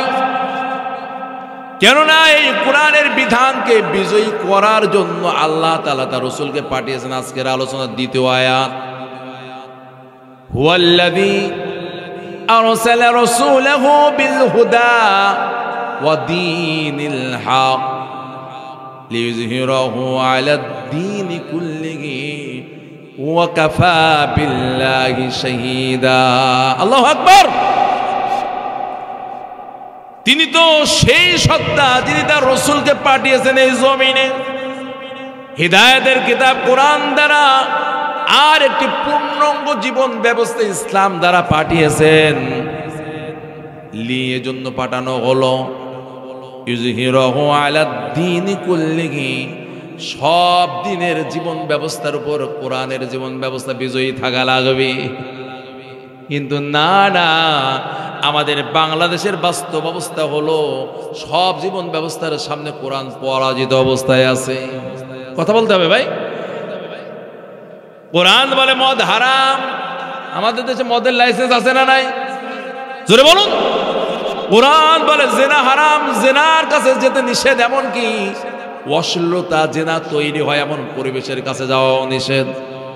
আমাদের দেশে বেশ্যালয় আছে না নাই? কথা বলেন। হোটেলগুলোতে লাইসেন্সধারী বেশ্যারা এখন বেশ্যাবৃত্তি করতেছে, এটাও বাংলাদেশে চলতেছে, আছে না নাই? ইসলাম বলে সিন্ডিকেট করে মালের দাম বাড়ানো যাবে না, গুদামজাত করা যাবে না। আমাদের এমন কোন সেক্টর নেই যেখানে সিন্ডিকেট নাই। কোরআন বলে মুতাফফিফিন হওয়া যাবে না, মানে নেওয়ার সময় বেশি দেওয়ার সময় কম। এই নামে একটা সূরা কোরআনে আছে না নাই? ওয়াইলুল লিল মুতাফফিফিন, এর মানে হলো ওজনে যারা কম দেয় তাদের ধ্বংস, ওয়াইল নামক দোজকের ঘোষণা দেওয়া হয়েছে। আমার প্রশ্ন হলো, এরকম ওজনে কম দেওয়া মালে ভেজাল দেওয়া ব্যবসায়ী আমাদের সমাজে আছে না নাই? কোরআন যা নিষেধ করে সব তো বাংলাদেশে পাওয়া যাচ্ছে, অথচ 90% মুসলমান। তাহলে কি ঝামেলা আছে না নাই? কথা বলেন ভাইয়েরা। আমার দুইটা জিনিস মনে রাখতে হবে। আখিরাতের ময়দানে কোরআন আপনার আমাদের পক্ষে অথবা বিপক্ষে দাঁড়াবে। হয় পক্ষে দাঁড়াবে, না হয় বিপক্ষে দাঁড়াবে। আর 2 নাম্বার হলো যে রাসূলের সুপারিশ শাফায়াতের জন্য আমরা বসে আছি, আখিরাতের ময়দানে কোরআন অবমাননার কারণে ওই রাসূল আমাদের নামে মামলা ঠুকে দেবে। এই দুটো জিনিস মাথায় রাখতে হবে মুমিন মাত্র। কয়টা জিনিস? কথা বলুন তো। আপনার কি বিরক্ত হয়ে গেছেন নাকি? বুঝতেছেন কথাগুলো? ভাইরা আমার, একটা মাহফিলের সব লোক শেষ পর্যন্ত কোরআনের কথা শোনেন, এটা সবাই জানি আমরা। কারণ সকলের শোনার ধৈর্যের মেমোরি একরকম না। এই মোবাইল ফোনের ভিতরে একটা মেমোরি আছে, কোনোটা 256, 512, 1 GB, 2 GB, 4 GB, 8 GB, 16 GB, 32, 64, 128 GB পর্যন্ত আছে যা মোবাইল সাপোর্ট করে। কিন্তু সিম যে জায়গায় মেমোরি কার্ডটা ঢুকাতে হয় সাইজ কিন্তু একই না, আলাদা। 64 এত বড়, মোবাইল ইচ্ছে বড় নাকি মেমোরি? মেমোরি যেখানে ঢুকাতে হয় মেমোরি রাখার জায়গাটা সাইজ কিন্তু একই, ধারণ ক্ষমতা আলাদা আলাদা। তো টুপি মাথায় থাকলেই যে সে 12টা পর্যন্ত অশুনবে তা মনে করে নিয়েন না। কথা বোঝাতে পারি? হাইতের একটা লম্বা দাঁড়িয়ে আছে নাকি তার মানে শেষ পর্যন্ত থাকবে তা মনে করে নিয়েন না। প্রত্যেকের ভিতরে ধারণ ক্ষমতা, কোরআন শোনার মন মেজাজ একরকম নয়। এটা ঠিক না? কথা বলুন। এই জন্য কে সুন্দর কে সুন্দর না বিষয়টা তা না। আমাদের এই চেয়ারে বসলে কোরআনের মূল মেসেজ জাতির কাছে পৌঁছে দিতে হবে, এটাই হলো মূল কথা। ভাইরা আমার, তাহলে একটা একটা করে যদি বাংলাদেশের প্রেক্ষাপটে কোরআন দ্বারা যাচাই করা হয়, দেখা যাবে সব জায়গায় আমরা ফেল করে বসে আছি। এর মানে হলো কোরআন যদি আমাদের পক্ষে দাঁড়িয়ে যায়, নবীজি বলেন কোরআন তাকে জান্নাত না নেওয়া পর্যন্ত ক্ষান্ত হবে না। আবার যদি কোরআন কারো বিপক্ষে দাঁড়িয়ে যায় তাহলে কি হবে? জান্নাতের বিপরীত হলো জাহান্নাম। তাকে জাহান্নাম চূড়ান্ত না করা পর্যন্ত পাস ছাড়া হবে না। তাহলে এই কোরআনের সাথে সম্পর্ক রাখা দরকার না শত্রুতা? জোরে বলেন। তাহলে এই কোরআনের সাথে সম্পর্ক রাখার দরকার আছে না নাই? এই কোরআনুল কারীম আমার পক্ষে দাঁড়িয়ে যাবে, তাহলে তো এই কোরআন দ্বারা আমাকে সাজাতে হবে নিজেকে, নিজের পরিবারকে সাজাতে হবে, সমাজকে সাজাতে হবে, রাষ্ট্রকে সাজাতে হবে, অর্থনৈতিক রাজনৈতিক যত জিন্দেগি এবং জীবন আছে সব এই কোরআন দ্বারা সাজাতে হবে। তাহলে সাক্ষ্য মেলবে। আর যদি তা না হয়, উল্টোটা হয়, অবশ্যই কোরআন তাকে বিপক্ষে সাক্ষ্য দিয়ে তাকে জাহান্নাম নিশ্চিত করবে। এটা 1 নাম্বার মনে রাখতে হবে। 2 নাম্বার আল্লাহ যেটা বললেন সূরা ফুরকানের 30 নম্বর আয়াত, وقال الرسول يا رب إن قوم اتخذوا هذا القرآن مهجورا। কিয়ামতের কঠিন ওই বিচার দিবসে আল্লাহর সামনে রাসূল দাঁড়িয়ে যাবেন। কার সামনে? কে দাঁড়াবেন? আর নবীজি বলবেন ইয়া রব, আমার প্রতিপালক রব, ইন্না কওমি ইত্তাখাযু হাযাল কুরআন মাহজুরা। এই যে আমার জাতি, আমার উম্মত, আমার অনুসারী সম্প্রদায় দেখতেছেন, আমি যে কোরআন দ্বারা একটা অন্ধকার জাতিকে আলোকিত করেছিলাম, ঠিক না? জাহালাতের একটি সমাজকে একটা সোনালী সমাজে রূপান্তরিত করেছিলাম। আমি নিজেই ঘোষণা দিয়েছিলাম খৈরুল কুরুনি করনি সুম্মাল্লাযীনা ইয়ালুনাহুম সুম্মাল্লাযীনা ইয়ালুনাহুম। আমার এটাই শ্রেষ্ঠ যুগ, এর পরের যুগের পরের যুগ শ্রেষ্ঠ যুগ। সুবহানাল্লাহ বলেন। একটু অন্ধকার আচ্ছন্ন জাহালাতের সমাজকে যে কোরআন দ্বারা আমি রঙিন করেছিলাম, সোনালী সূর্য উদিত হয়েছিল, যেই কোরআনের 6 কোরআন আমার উম্মতের কাছেও ছিল। নবীজির কাছে যে কোরআন ছিল এই কোরআন কি আলাদা না একই কোরআন? সূরাগুলো আলাদা, হ্যাঁ, আয়াতগুলো আলাদা। একই কোরআন, একই আয়াত, একই সূরা, সব একই। আমরা কোরআনকে তেলাওয়াত পর্যন্ত সীমাবদ্ধ রেখেছি, কোরআনকে নামাজ পর্যন্ত সীমাবদ্ধ রেখেছি, কোরআনকে ঝাড়ফুঁক পর্যন্ত সীমাবদ্ধ রেখেছি, কিন্তু কোরআন আসলেই যে কাজে আসলেই দুনিয়াতে ওই জায়গায় কোরআনকে কাজে লাগাতে চায় না। আর লাগালেই বলবে হুজুর এখন রাজনৈতিক কথা বলা শুরু করেছে। কথা বলেন, হুজুররা সব করতে পারবে, একজন মুসলিম এত সেও রাজনীতি করতে পারবে, একজন ভ্যান চালক ও রাজনীতি করতে পারবে, একজন ডোম বোঝেন তো, ডোম, ও রাজনীতি করতে পারবে, শুধুমাত্র আলেম ওলামারা রাজনীতি করতে পারবে না। ওরা ইমামতি করবে, ওরা দান সাদকা খাবে, আর যে রাজনৈতিক নেতা যখন ভোটে দাঁড়াবে তখন এসে একটু দোয়া করে দিয়ে যাবে যাতে যেতে, এই দোয়া করো, তার দায়িত্ব এই জন্য, এবং এই জন্য হুজুর নাজিল করা হয়েছে দুনিয়াতে। কথা বলেন দেখুন আপনারা ভাই, এরকম আমাদের টেন্ডেন্সি তো এরকম, এইটা হলো আমাদের দৃষ্টিভঙ্গি ভাইরা আমার। তাহলে আল্লাহ তাআলা বলেন নবী রাসূল তার রবের সামনে দাঁড়িয়ে বলবেন, ও আমার রব, এই যে আমার সম্প্রদায়, আমার অনুসারী, আমার উম্মত দেখতেছেন, এরা কিন্তু কোরআনকে অবহেলিত, অকার্যকর করে ফেলে রেখেছিল। আমাদের কোরআন সংসদে চলে না, আমাদের কোরআন শুধু মসজিদ আর মাদ্রাসায় চলে। কথা বলতে হবে ভাই, আমাদের কোরআন আইনের ভবনে যায় না, আদালতে যায় না, আমাদের কোরআনটা কেবলমাত্র বাচ্চাদের দেওয়ার জন্য চলে। ভুল বলতেছি নাকি ভাই? অথচ আল্লাহ নবী বললেন আল্লাহ দরবার অভিযোগ দিবেন, মামলা দিবেন, এই মামলা থেকে বাঁচার দরকার আছে না নাই? কথা বলুন। মামলার হাত থেকে যদি বাঁচতে হয় তাহলে এই কোরআনকে শুধু নামাজ, শুধুমাত্র ওই খতম তারাবি, শুধুমাত্র ঝাড়ফুঁক পর্যন্ত নয়, এই কোরআনকে আইনের কিতাবের মর্যাদা দেওয়া লাগবে। ও ভাইরা আমার, খুব ভালো করে বলছেন ভাই, এই যে ইসলামী আইন, এটা আল্লাহ রচনা করেন, এটাও মানুষ রচনা করে। আইন যত সব মানুষই রচনা করে। একটা হলো ইসলাম মতো খামখেয়ালি মতো ইসলাম মতো আইন রচনা করা, আর একটা হলো আল্লাহর বিধানের আন্ডারে থেকে, অধীনে থেকে আইন রচনা করা। মানে এমন আইন রচনা করা যারা কোরআন এবং সুন্নাহ বিরোধী হবে না। কথা কি বোঝাতে পেরেছে আপনাদেরকে? আইন রচনা করে কারা? মানুষই করে। মানব রচিত আইনও মানুষও করে, ইসলামী আইনও মানুষ বানায়। কিন্তু ইসলামী আইন আর মানুষ রচিত আইনের পার্থক্য হলো, মানব রচিত আইন নিজের স্বার্থ, সুবিধা, দল, নিজের ইচ্ছাকে, প্রবৃত্তি যা বলে সেই চাহিদা অনুযায়ী আইন রচনা করে। আর ইসলামী আইন হলো যা কোরআন বলেছে, যা সুন্নাহ বলেছে, এর বাইরে আইন রচনা করা যাবে না। এটা মানুষই করে, তো কোরআন সুন্নাহর আন্ডারে থেকে। আপনি কি আপনারা বুঝেছেন আমার কথাটা? সবই আইন করে। নতুবা কয়েকদিন পরে বলবে তোমরা বলে মানব রচিত আইন মানাবে না, তো সংসদে আইন বানালো, এখন তো মানতেছো তোমরা। তাহলে তখন কি জবাব দেবেন? আইন মানুষই বানায়। মানব রচিত আইন তখন হয়ে যায় যখন সে কোরআন সুন্নাহকে আর কেয়ার করে না, গ্রহণ করে না, মানে না, চিন্তাও করে না কি বলেছে, এই আইনকে মানব রচিত আইন বলে। আর মানুষ রচনা করার পর ওটা আল্লাহর আইন, ইসলামী আইন হবে যখন ওই আইনটা কোরআন এবং সুন্নাহ মোতাবেক হবে। কথা বোঝাতে পেরেছে আপনাদেরকে? কারণ কোরআন সুন্নাহ একাদা আপনার জীবনে খুঁটিনাটি সব লাইন ধরে আইন রচনা করে দেয়নি, আইনের মূলনীতি দিয়েছে, ওখান থেকে গবেষণা করে আইন রচনা করা লাগবে। ভাইরা আমার, আমরা কি এই কোরআনের সমাজকে আগামীতে চাই কি চাই না? একটু কথা বলেন একটু। কে কে চাইটা আল্লাহকে হাত দেখায়।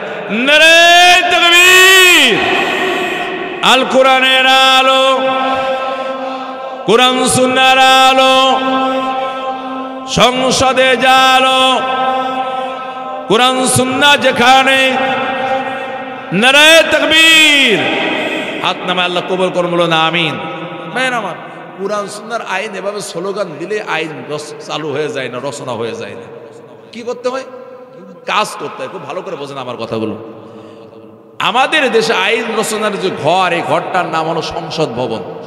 নাম কি? কথা বলেন।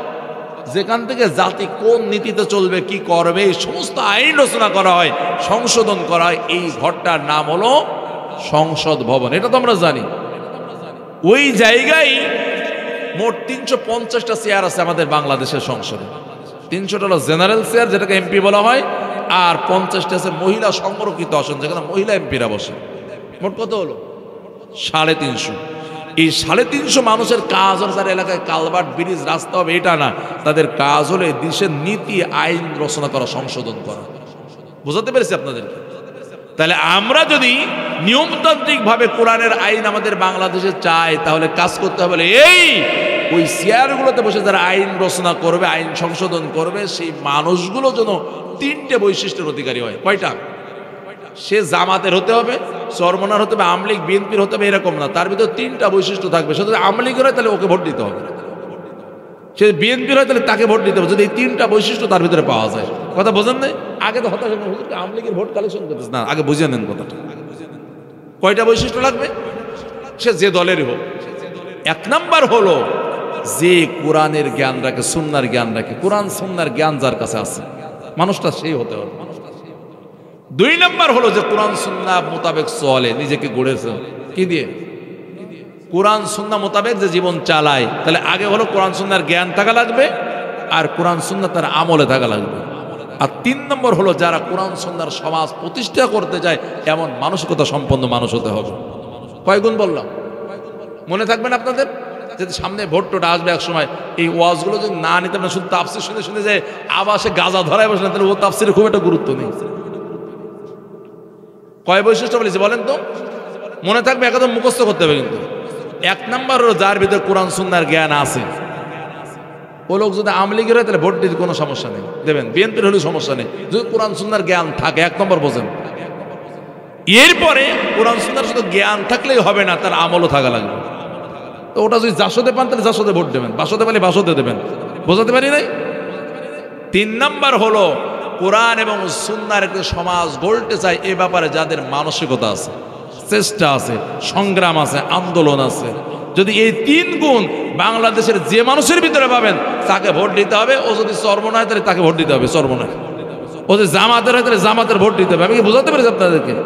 আওয়ামী লীগের আওয়ামী লীগের দিতে হবে। যদি আপনি মোমেন হন, এটা আপনার নির্দেশন। কেননা আমরা হাত তুলেছি কোরআনের আইন চাই। আমরা হাত তুলেছি কিসের জন্য ভাই? তা কোরআনের আইন তার এমনি কোরআন লাভ মেরে যে সংসদে বসলে আইন হয়ে যাবে না, সেখানে তো আইন বানাতে হবে, মানুষেরা যে আইন বানাবে, ওই মানুষগুলোকে কোরআনওয়ালা মানুষ পাঠাতে হবে। আমি কি বোঝাতে পেরেছি আপনাদেরকে? বন্ধুগণ আমার, আল্লাহ তাআলা তার রাসূলের দায়িত্ব কি হবে সেটা বুঝিয়ে দিচ্ছেন। আল্লাহ তাআলা সূরাতুশ শূরার ভিতরে বলেন, শারআ লাকুম মিনাদ-দীনি মা ওয়াসা বিহি নূহা ওয়াল্লাযী আওহায়না ইলাইকা ওয়া মা ওয়াসাইনা বিহি إبراهيم وموسى وعيسى أن أقيموا الدين ولا تتفرقوا فيه سبحان الله বলেন। এই কোরআনুল কারীমের 42 নম্বর সূরা সূরাতুশ শূরা, এই কোন সূরা শূরার 13 নম্বর আয়াতে বললেন, শারআ লাকুম মিনাদ-দীন, দ্বীনের কিছু আইন কানুন তোমাদের জন্য নির্ধারণ করা হলো। কি করা হলো? ইসলামের কিছু বিধিবিধান তোমাদের জন্য ফরজ অপরিহার্য করা হলো।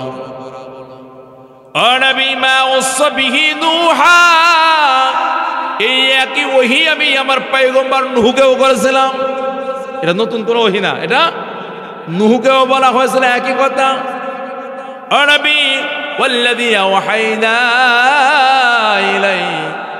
ওই একই ব্যাপারে আপনার কাছে ওহী করা হচ্ছে। কি তা এখন আল্লাহ বলেননি, বলতেছেন আমি এমন একটা বিষয় ওই করতে যেটা নূহের কাছে করেছিলাম। ও নবী, ওই একই বিষয়ের ওই আমি আপনার কাছেও করতেছি। নবীজি শুধু তাই নয়, আমি আরো নির্দেশনা দিয়েছিলাম, ওসিয়াত করেছিলাম এই একই কথা। আর ইব্রাহিমকে চিনতে পেরেছেন তো? আপনাদের বোলপুরের ইব্রাহিম না, ইব্রাহিম খলিলুল্লাহ, জাতির নেতা এবং পিতা।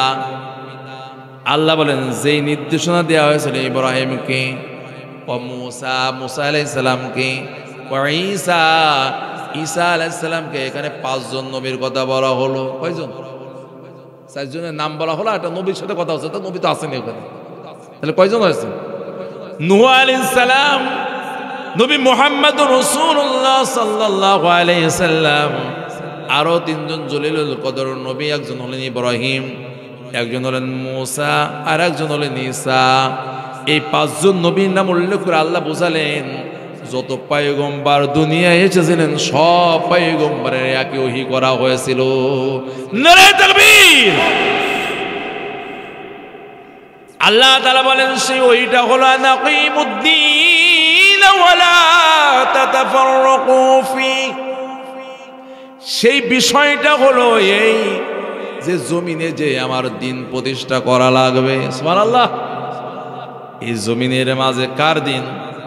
দিন মানে হলো আইন কানুন। দিন মানে কি? আইন কানুন, জীবন ব্যবস্থা। আমি আল্লাহ যে জীবন ব্যবস্থা দিয়েছি ওই জীবন ব্যবস্থা প্রতিষ্ঠা করা লাগবে, কায়েম করা লাগবে। ওয়ালা তাতাফাররাকু ফি। আর এই ব্যাপারে কোনো মারামারি মতভেদ চলবে না। আমাদের মতভেদ আর অন্য কোনো জায়গায় না থাকলে এই জায়গায় আছে, মানে আল্লাহ যেখানে নিষেধ করেছেন সেই জায়গায় মতভেদ আছে। কথা বুঝেন না আপনারা? ভাইরা আমার, এখানে আমাদের একটা বড় একটা প্রশ্নের সমাধান নিয়ে যেতে হবে।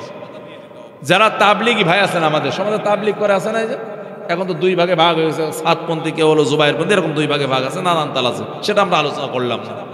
তাবলিগ কি সমাজে আছে না? একটু জোরে বলেন। এবং তারা খুব হাইলাইট করে বলেন হলো এটা নবীওয়ালা কাজ। বলেন তো না? বলেন না? কি বলেন? নবীওয়ালা কাজ মানে নবীদের কাজ। নবীওয়ালা কাজ মানে এটা নবীদের কাজ বলেন তো। হ্যাঁ, যারা আবার খানকানে বসে আছেন তারা বলেন যে এটা নবীওয়ালা কাজ। বুঝতেছেন না আপনারা কথা? যাবার কোরআন তালিম তরবিয়াতে আছেন ওরা বলে এটাই নবীওয়ালা কাজ, কারণ নবীজি মুআল্লিম ছিলেন, মুদাররিস ছিলেন। আবার যারা সংগ্রাম লড়াইয়ের সাথে আছেন ওরাও বলতে আমরা নবীওয়ালা কাজই আঁকড়ে ধরেছি। এরকম বিভিন্ন মতভেদ আছে না নাই? আসলে নবীওয়ালা কাজ করতে এটা আজকেই প্রমাণ হয়ে যাবে যদি একটু ধৈর্য ধারণ করে শোনা যায় কথাগুলো। রাজি আছি তো নাকি না বাড়ি চলে যাওয়ার ইচ্ছা হয়ে গেছে? ভাইরা আমার খেয়াল করেন, এবার নবীজির জীবন চরিত যদি আমরা হাতড়াতে থাকি, কোরআনের দিকে নজর দেওয়া হয়, তাহলে নবীর জিন্দেগিতে দাওয়াত খুঁজে পাওয়া যাবে, নবীর জিন্দেগির তাজকিয়াও খুঁজে পাওয়া যাবে, নবীর জিন্দেগিতে লড়াই সংগ্রাম খুঁজে পাওয়া যাবে, নবীর জিন্দেগিতে তালিম তরবিয়াত খুঁজে পাওয়া যাবে। কিন্তু একটা মানুষের সবগুলো কাজ তার জীবনের উদ্দেশ্য হয় না। উদ্দেশ্য হলো একটা, আর বাকিগুলো হলো ওই উদ্দেশ্য বাস্তবায়ন করার সহযোগিতা। কি বললাম? একটা লোক যত কাজ করে সব কাজ তার উদ্দেশ্য না, উদ্দেশ্য হলো একটা, আর ওই মূলটাকে প্রতিষ্ঠিত করার জন্য বাকিগুলো করা হয়। তাহলে এই যে চারটে কাজ বললাম, এর ভিতরে মূল কোনটা, সহযোগিতা কোনটা, সহযোগী কোনটা, এটা আলাদা করতে হবে আমাদের। বুঝাতে পারতেছি আপনাদেরকে নাকি না?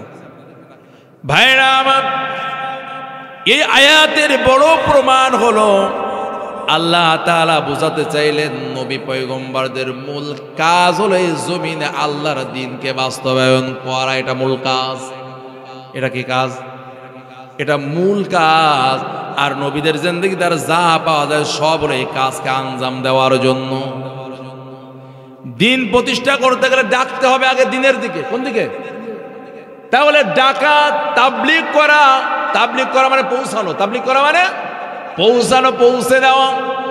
এই যে আল্লাহর বক্তব্য, আল্লাহর নির্দেশনা মানুষের কাছে পৌঁছে দেওয়া হচ্ছে, কারণ হলো মূল কাজ হলো দ্বীন প্রতিষ্ঠা করতে হবে। এই দ্বীন প্রতিষ্ঠার মূল এই কাজটি করতে গিয়ে প্রাইমারি লেভেলে, প্রাইমারি স্টেপ, প্রাথমিকভাবে যে কাজটা করা লাগবে এটা হলো দাওয়াতের কাজ। দাওয়াত নবী জিন্দেগির একমাত্র উদ্দেশ্য, লক্ষ্য নয়। নবীর জিন্দেগির উদ্দেশ্য হলো দ্বীন প্রতিষ্ঠা করা, বাতিল দ্বীনের উপর ইসলামকে বিজয়ী করা। আর এই কাজ করতে গিয়ে প্রাথমিক কাজটা হলো দাওয়াত দেওয়া। বোঝেননি কথাটা মনে হয়? ভাইরা আমার, একটা লোক সেটা বিল্ডিং বানাবে, বাড়ি বানাবে, তার বাসভবন, চারতলা একটা বাড়ি বানাবে। এই বাড়ি বানাতে গিয়ে তার বিভিন্ন ভূমিকায় কাজ করা লাগে। কোনো সময় দেখা যাচ্ছে তার রডের দোকানে, কোনো সময় দেখা যাচ্ছে ইটের ভাটায়, কথা বলেন একটু, কোনো সময় বালু কিনতেছে, কোনো সময় মিস্ত্রি খুঁজে বেড়াচ্ছে, করে না এগুলো? কোনো সময় ইলেকট্রিক মিস্ত্রি খুঁজতেছে, কোনো সময় রাজমিস্ত্রি খুঁজতেছে। এই যে যতগুলো কাজ দেখতেছে, কাজ সব হলো বিল্ডিং বানানোকে কেন্দ্র করে। উনি বিল্ডিং বানাতে চান, এই যে রড লাগবে রডের দোকানে। এখন রড কিনা তার মূল দায়িত্ব না, ওই বিল্ডিং বানাতে হবে এটা দায়িত্ব, আর ওই বিল্ডিং বানাতে গিয়ে রড কিনা লাগতেছে। কথা কি বোঝাতে পারিনি আপনাদেরকে? আপনি দেখতেছেন যে লোকটা বালির দোকানে হেঁটে বেড়াচ্ছে, বলেন আরে এই লোকটার কাজই বালি কিনা। বোঝাতে পারিনি আপনাদের? একটা মানুষের বিল্ডিং বানানোর জন্য কোনো সময় রাজমিস্ত্রির দ্বারস্থ হওয়া লাগে, কোনো সময় আবার ইলেকট্রিক মিস্ত্রির দ্বারস্থ হওয়া লাগে, কোনো সময় ইটের দোকানে, কোনো সময় খোয়ার দোকানে, কথা বলেন, কোনো সময় সিমেন্টের দোকানে, কখনো বালুর দোকানে। কিন্তু ওই লোকটার মূল লক্ষ্য হলো একটা বাড়ি বাসভবন বানানো। তো নবীজি কোন সময় তালিম দিয়েছেন, তার জীবনে কখনো তিনি তার একটা স্টেজ তিনি দাওয়াত দিয়েছেন, তাজকিয়া করেছেন যে চারটি কাজের কথা কোরআনে 4 আয়াতে এসেছে। কয়াতে ওয়াল্লাযী বাআসা ফিল উম্মিয়িনা রাসূলাম মিনহুম ইয়াতলু আলাইহিম আয়াতিহি ওয়া ইউযাক্কিহিম ওয়া ইউআল্লিমুহুমুল কিতাবা ওয়াল হিকমা। কয়টা? তিনি হলেন সেই নবী যাকে পাঠানো হয়েছে একটা উম্মি জাতির ভিতরে, রাসূল রূপে পাঠানো হলো যেন তিনি আয়াতগুলো তেলাওয়াত করে পাঠ করে জাতিকে শোনাতে পারেন। 2 নাম্বার হলো তাদেরকে তাজকিয়া করতে পারেন। কি করতে পারেন? তাদেরকে পরিশুদ্ধ করতে পারেন। 3 নাম্বার হলো তাদেরকে কিতাবের জ্ঞান, কোরআনের জ্ঞান শিখাতে পারেন। আর 4 নাম্বার হলো জ্ঞান বিজ্ঞান শিখাতে পারেন। কয়টা কাজ? এই সব কাজের মূলে হলো দ্বীন প্রতিষ্ঠা করা। কিভাবে? দ্বীন আকিমুদ্দীন, এটাই হলো পয়গম্বরদের মূল কাজ। কথা কি বুঝেছেন আপনারা? দ্বীন প্রতিষ্ঠাই হলো মূল কাজ। এখন প্রশ্ন, হুজুর তাহলে এই কাজগুলো নবীজি কেন করলেন? কি কি করেছেন? আয়াত পাঠ করে শুনিয়েছেন, তাজকিয়া করেছেন, পরিশুদ্ধ করেছেন, নেফাক থেকে, কুফর থেকে, শিরিক থেকে পরিশুদ্ধ করে, হিংসা থেকে পরিশুদ্ধ করেছেন। ঠিক না? কথা বলুন। এরপরে কিতাব শিখাইছেন, আবার তিনি জ্ঞান বিজ্ঞানও শিখিয়েছেন। সাহাবীদেরকে কেন করলেন? আল্লাহ বোঝালেন এই দ্বীন প্রতিষ্ঠা করা এটা কোনো ব্যক্তি বিশেষের কাজ নয়। একজন মানুষের দ্বারা এই দ্বীনকে জমিনে প্রতিষ্ঠা করা যাবে না। এই জন্য লোক লাগবে, একদল দক্ষ মানুষ থাকা লাগবে। কি থাকা লাগবে? একটা দল থাকা লাগবে, একদল মানুষ থাকা লাগবে। এই দল গঠন করা মূল উদ্দেশ্য না, মূল উদ্দেশ্য হলো দ্বীন কায়েম করা। আর দ্বীন কায়েম করতে গেলে দল লাগে কি লাগে না? হ্যাঁ, তাহলে দল বানানো মূল কাজ না, কিন্তু দ্বীন কায়েমের মূল কাজ করতে গেলে দল লাগবে। ওয়ালতাকুম মিনকুম উম্মাতুন ইয়াদউনা ইলাল খায়র। আবার আল্লাহ কুনতুম খায়রা উম্মাতুন উখরিজাত লিন-নাস। উম্মাহ মানে দল, আছে না নাই? কথা বলুন। উম্মাহ মানে দল। তোমাদের মধ্যে একটা দল থাকা দরকার যারা মানবের কল্যাণে কাজ করবে। ভাইরা আমার, তাহলে যদি কারো বলেন যে ভাই দ্বীন প্রতিষ্ঠা কাজ, কিন্তু আপনি দল গঠন কেন করেছেন? জবাব হলো ওই দ্বীন প্রতিষ্ঠা করার জন্যই দল গঠন করা হয়েছে। দ্বীন প্রতিষ্ঠা করার জন্যই দল গঠন করা হয়েছে। কেন? এই দ্বীন এবং এটা যে ব্যবস্থাপনা, একটা রাষ্ট্র পরিচালনা করা, একজন মানুষের জন্য প্রধানমন্ত্রী, তিনি আবার স্বরাষ্ট্রমন্ত্রী, তিনি আবার পররাষ্ট্রমন্ত্রী, সব কিছু একজন মানুষের দ্বারা সম্ভব। এই জন্য কি লাগবে? দল লাগবে, লোক গঠন করা লাগবে। এই জন্য নবীজি তার নবুয়াতের প্রথম 13 বছর শুধু মানুষ বানাইছেন। কি বানাইছেন? দলের দক্ষ কর্মী তৈরি করেছেন। সংগঠনের মাধ্যমে তিনি মানুষ তৈরি করেছেন। কেননা যখন ইসলামী রাষ্ট্র কায়েম হবে তখন দল লাগবে কি লাগবে না? আল্লাহ তাআলা এক আয়াতে বলেন, আল্লাযীনা আমানু ইউকাতিলুনা ফী সাবিলিল্লাহ। যারা ঈমানদার, আমরা ঈমানদার তো এখানে নাকি? কাফের মুনাফিক আছে কে? হাত তোলেন। নাই, তাহলে আমাদের ওয়াজ এটা। আল্লাযীনা আমানু, যারা ঈমানদার, ইউকাতিলুনা ফী সাবিলিল্লাহ, এরা আল্লাহ তাআলার রাস্তায় লড়াই সংগ্রাম আন্দোলন করবে। কথা কার? আরো আসতে বলেন, কথাটা কার? সূরা নিসা আয়াত নম্বর হলো 76, মানে 76। আল্লাহ তাআলা বলে দেন আল্লাযীনা আমানু, মানে গোটা মানব জাতি 2 ভাগে ভাগ। কয় ভাগে? আল্লাযীনা আমানু ওয়াল্লাযীনা কাফারু। এক ভাগে হলো বিশ্বাসী বান্দা, আর এক ভাগে হলো বিদ্রোহী বান্দা। আমরা কি বিশ্বাসী থাকবো না বিদ্রোহী? জোরে বলেন। যদি বিশ্বাসী হয় তাহলে ওটা আল্লাহর ফর্মুলায় বিশ্বাসী থাকা লাগবে। আল্লাহ আল্লাযীনা আমানু ইউকাতিলুনা, যারা বিশ্বাসী তারাও আন্দোলন লড়াই সংগ্রাম করে। ওয়াল্লাযীনা কাফারু ইউকাতিলুনা, একই সিগা ব্যবহার করা হয়েছে। এরাও লড়াই সংগ্রাম করে, ওরাও লড়াই সংগ্রাম করে। আলাদা না একই কথা বলা হয়েছে? বুঝেননি আমার কথা?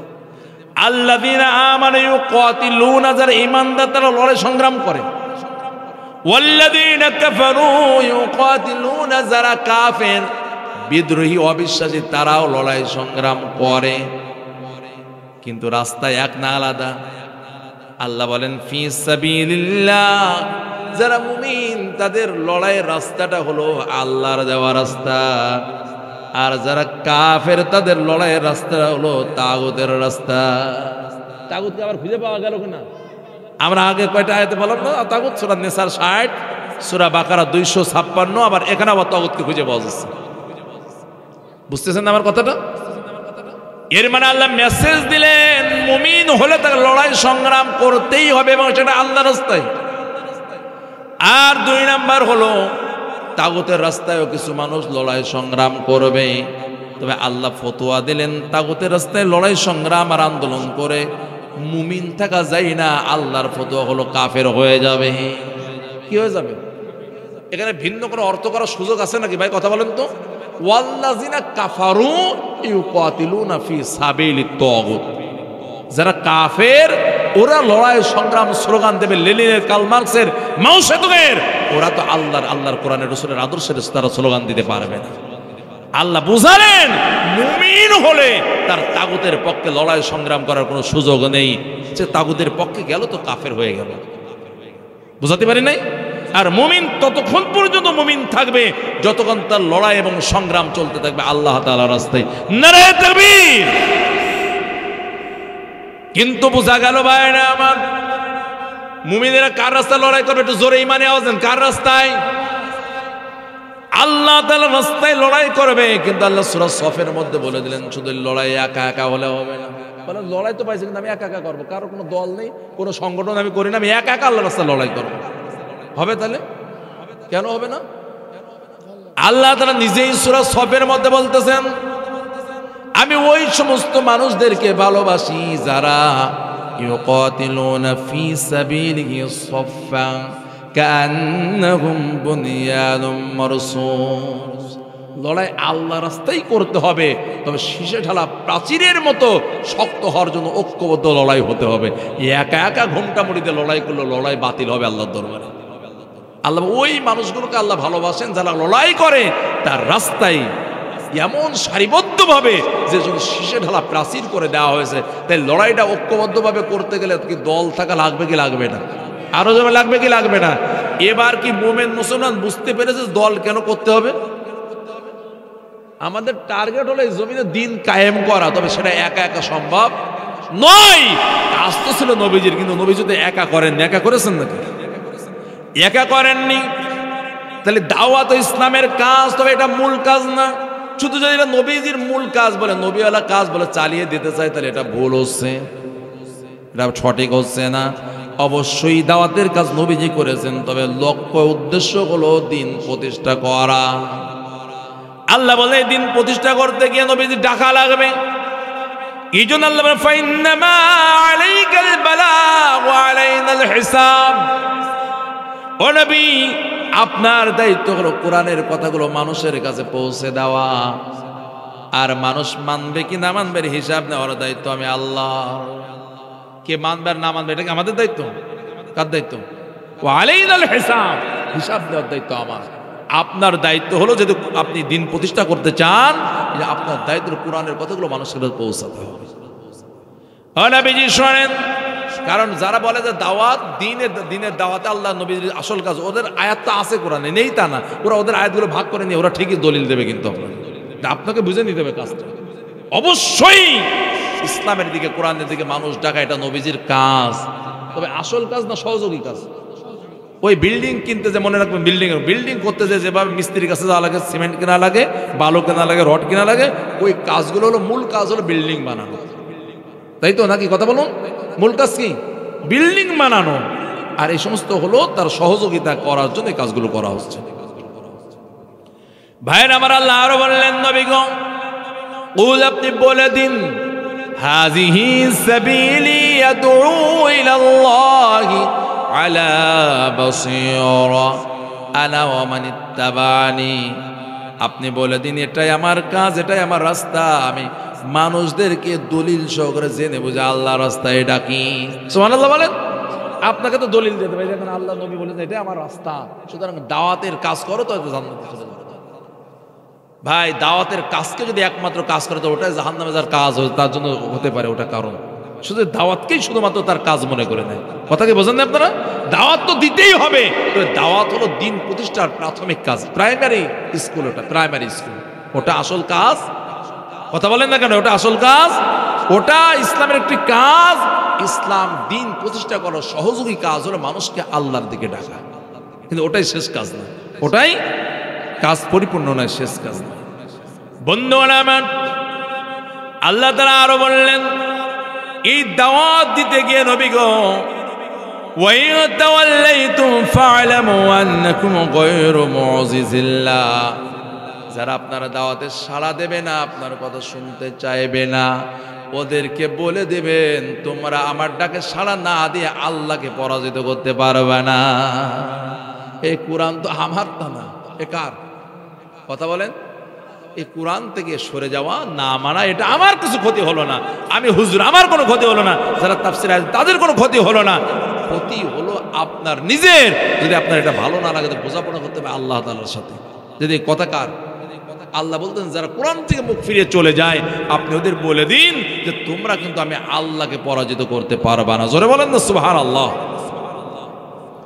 ভাইরা আমার, এই জন্য আল্লাহ তাআলা আরো বললেন এই দাওয়াত দিতে গিয়ে ফাসদা বিমা তুমার।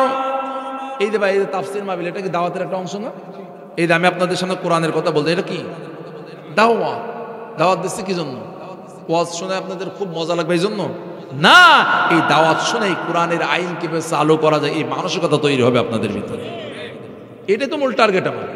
তাহলে এই দাওয়াত এটা হলো ইসলামের একটা প্রাথমিক কাজ, তবে এটা একমাত্র কাজ নয়, এটা গুরুত্বপূর্ণ কাজ তবে একমাত্র কাজ নয়। আমি কি বোঝাতে পেরেছি? আবার এটা হালকা কোনো কাজ নয়, এটা অবশ্যই গুরুত্বপূর্ণ তবে এটা একমাত্র কাজ নয়, এটা হলো প্রাথমিক কাজ ইসলাম। এই জন্য আল্লাহ মানে এটা এত গুরুত্বপূর্ণ। শোনো, ফাসদা বিমা তুমার ওয়ারিদ আনিল মুশরিকিন ইন্না কাফাইনাকাল মুস্তাহজিন। ও নবী, আপনি যখন দাওয়াত দিবেন মানুষের সামনে বলবেন তখন সব খোলামেলা বলে দেবেন। কি বলবেন? সব নির্দেশগুলো আপনি প্রকাশ করে দেবেন। আল্লাহ যেভাবে আপনাকে বলেছেন ওইভাবে আপনি মানুষের কাছে প্রকাশ করবেন।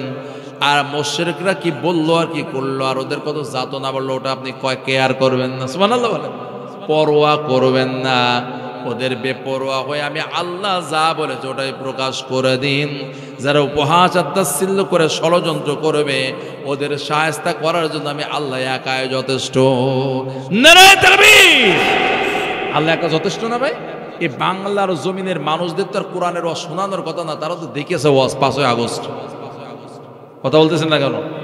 বাংলাদেশের মানুষ দেখেছে ওয়াজ, আমরা তো ওয়াজ করি আর আপনারা ওয়াজ দেখেছেন। আল্লাহ কোরআনে 1500 বছর আগে বলতেছেন ওয়ালা তাহসাবান্নাল্লাহা গাফিলান আম্মা ইয়ামালুয যালিমুন। ও নবী, ওদেরকে বলে দিন ওরা যদি ধারণা না করে জালেমরা যা করে দুনিয়ায় তা মনে হয় আমি আল্লাহ খবর রাখি না, গাফেল হয়ে আছি। এটা কি আজকের ওয়াজ? কথা বলেন। এ কোন বছর? 1500 বছর আগে আল্লাহ নাজিল করলেন। আল্লাহ বললেন যে নবীজি গো আপনি ওদেরকে বলে দিন খবরদার যেন ওরা ধারণা না করে যে জালেমরা এত এত কিছু করে, তা আল্লাহ মনে হয় কিছু করেন না, কোনো একসাথ নেন না, মানে আল্লাহ মানে খবরই নেই আল্লাহ তাআলার। আল্লাহ বলে এটা যেন ধারণা না করে। ইন্নামা ইউআখিরুহুম লিয়াউমিন তাশখাসু ফীহিল আবসার। না না, আমি জালেমদের পতনের জন্য একটা নির্দিষ্ট ডেট ঠিক করে রেখেছি, ওটা হলো 5ই আগস্ট 2024। আমি একটা দিন ঠিক করে রেখেছি। কে বলতে? আল্লাহ। ইন্নামা ইউআখিরুহুম, আমি সুযোগ দিয়েছি তাদেরকে, ঢিল দিয়েছি, লিয়াউমিন একটা দিন পর্যন্ত, সময় পর্যন্ত, তাশখাসু ফীহিল আবসার, ওটা যখন আসবে তখন ওদের চোখগুলো বড় বড় হয়ে যাবে, সানা বড়া হয়ে যাবে। ওরা 5ই আগস্ট যখন পতন হচ্ছে তখন ওরা বিশ্বাস করতে পারেনি যেভাবে পতন হতে পারে। কথা বলেন, ওরা বিশ্বাসই করতে পারেনি। শুধু ওই সময় নেই, 6 মাস চলে গেছে এখনো বিশ্বাস করতে পারেনি, এখনো নিজেকে বৈধ প্রধানমন্ত্রী মনে করতেছে। কথা মানে বোঝাতে পারলাম না?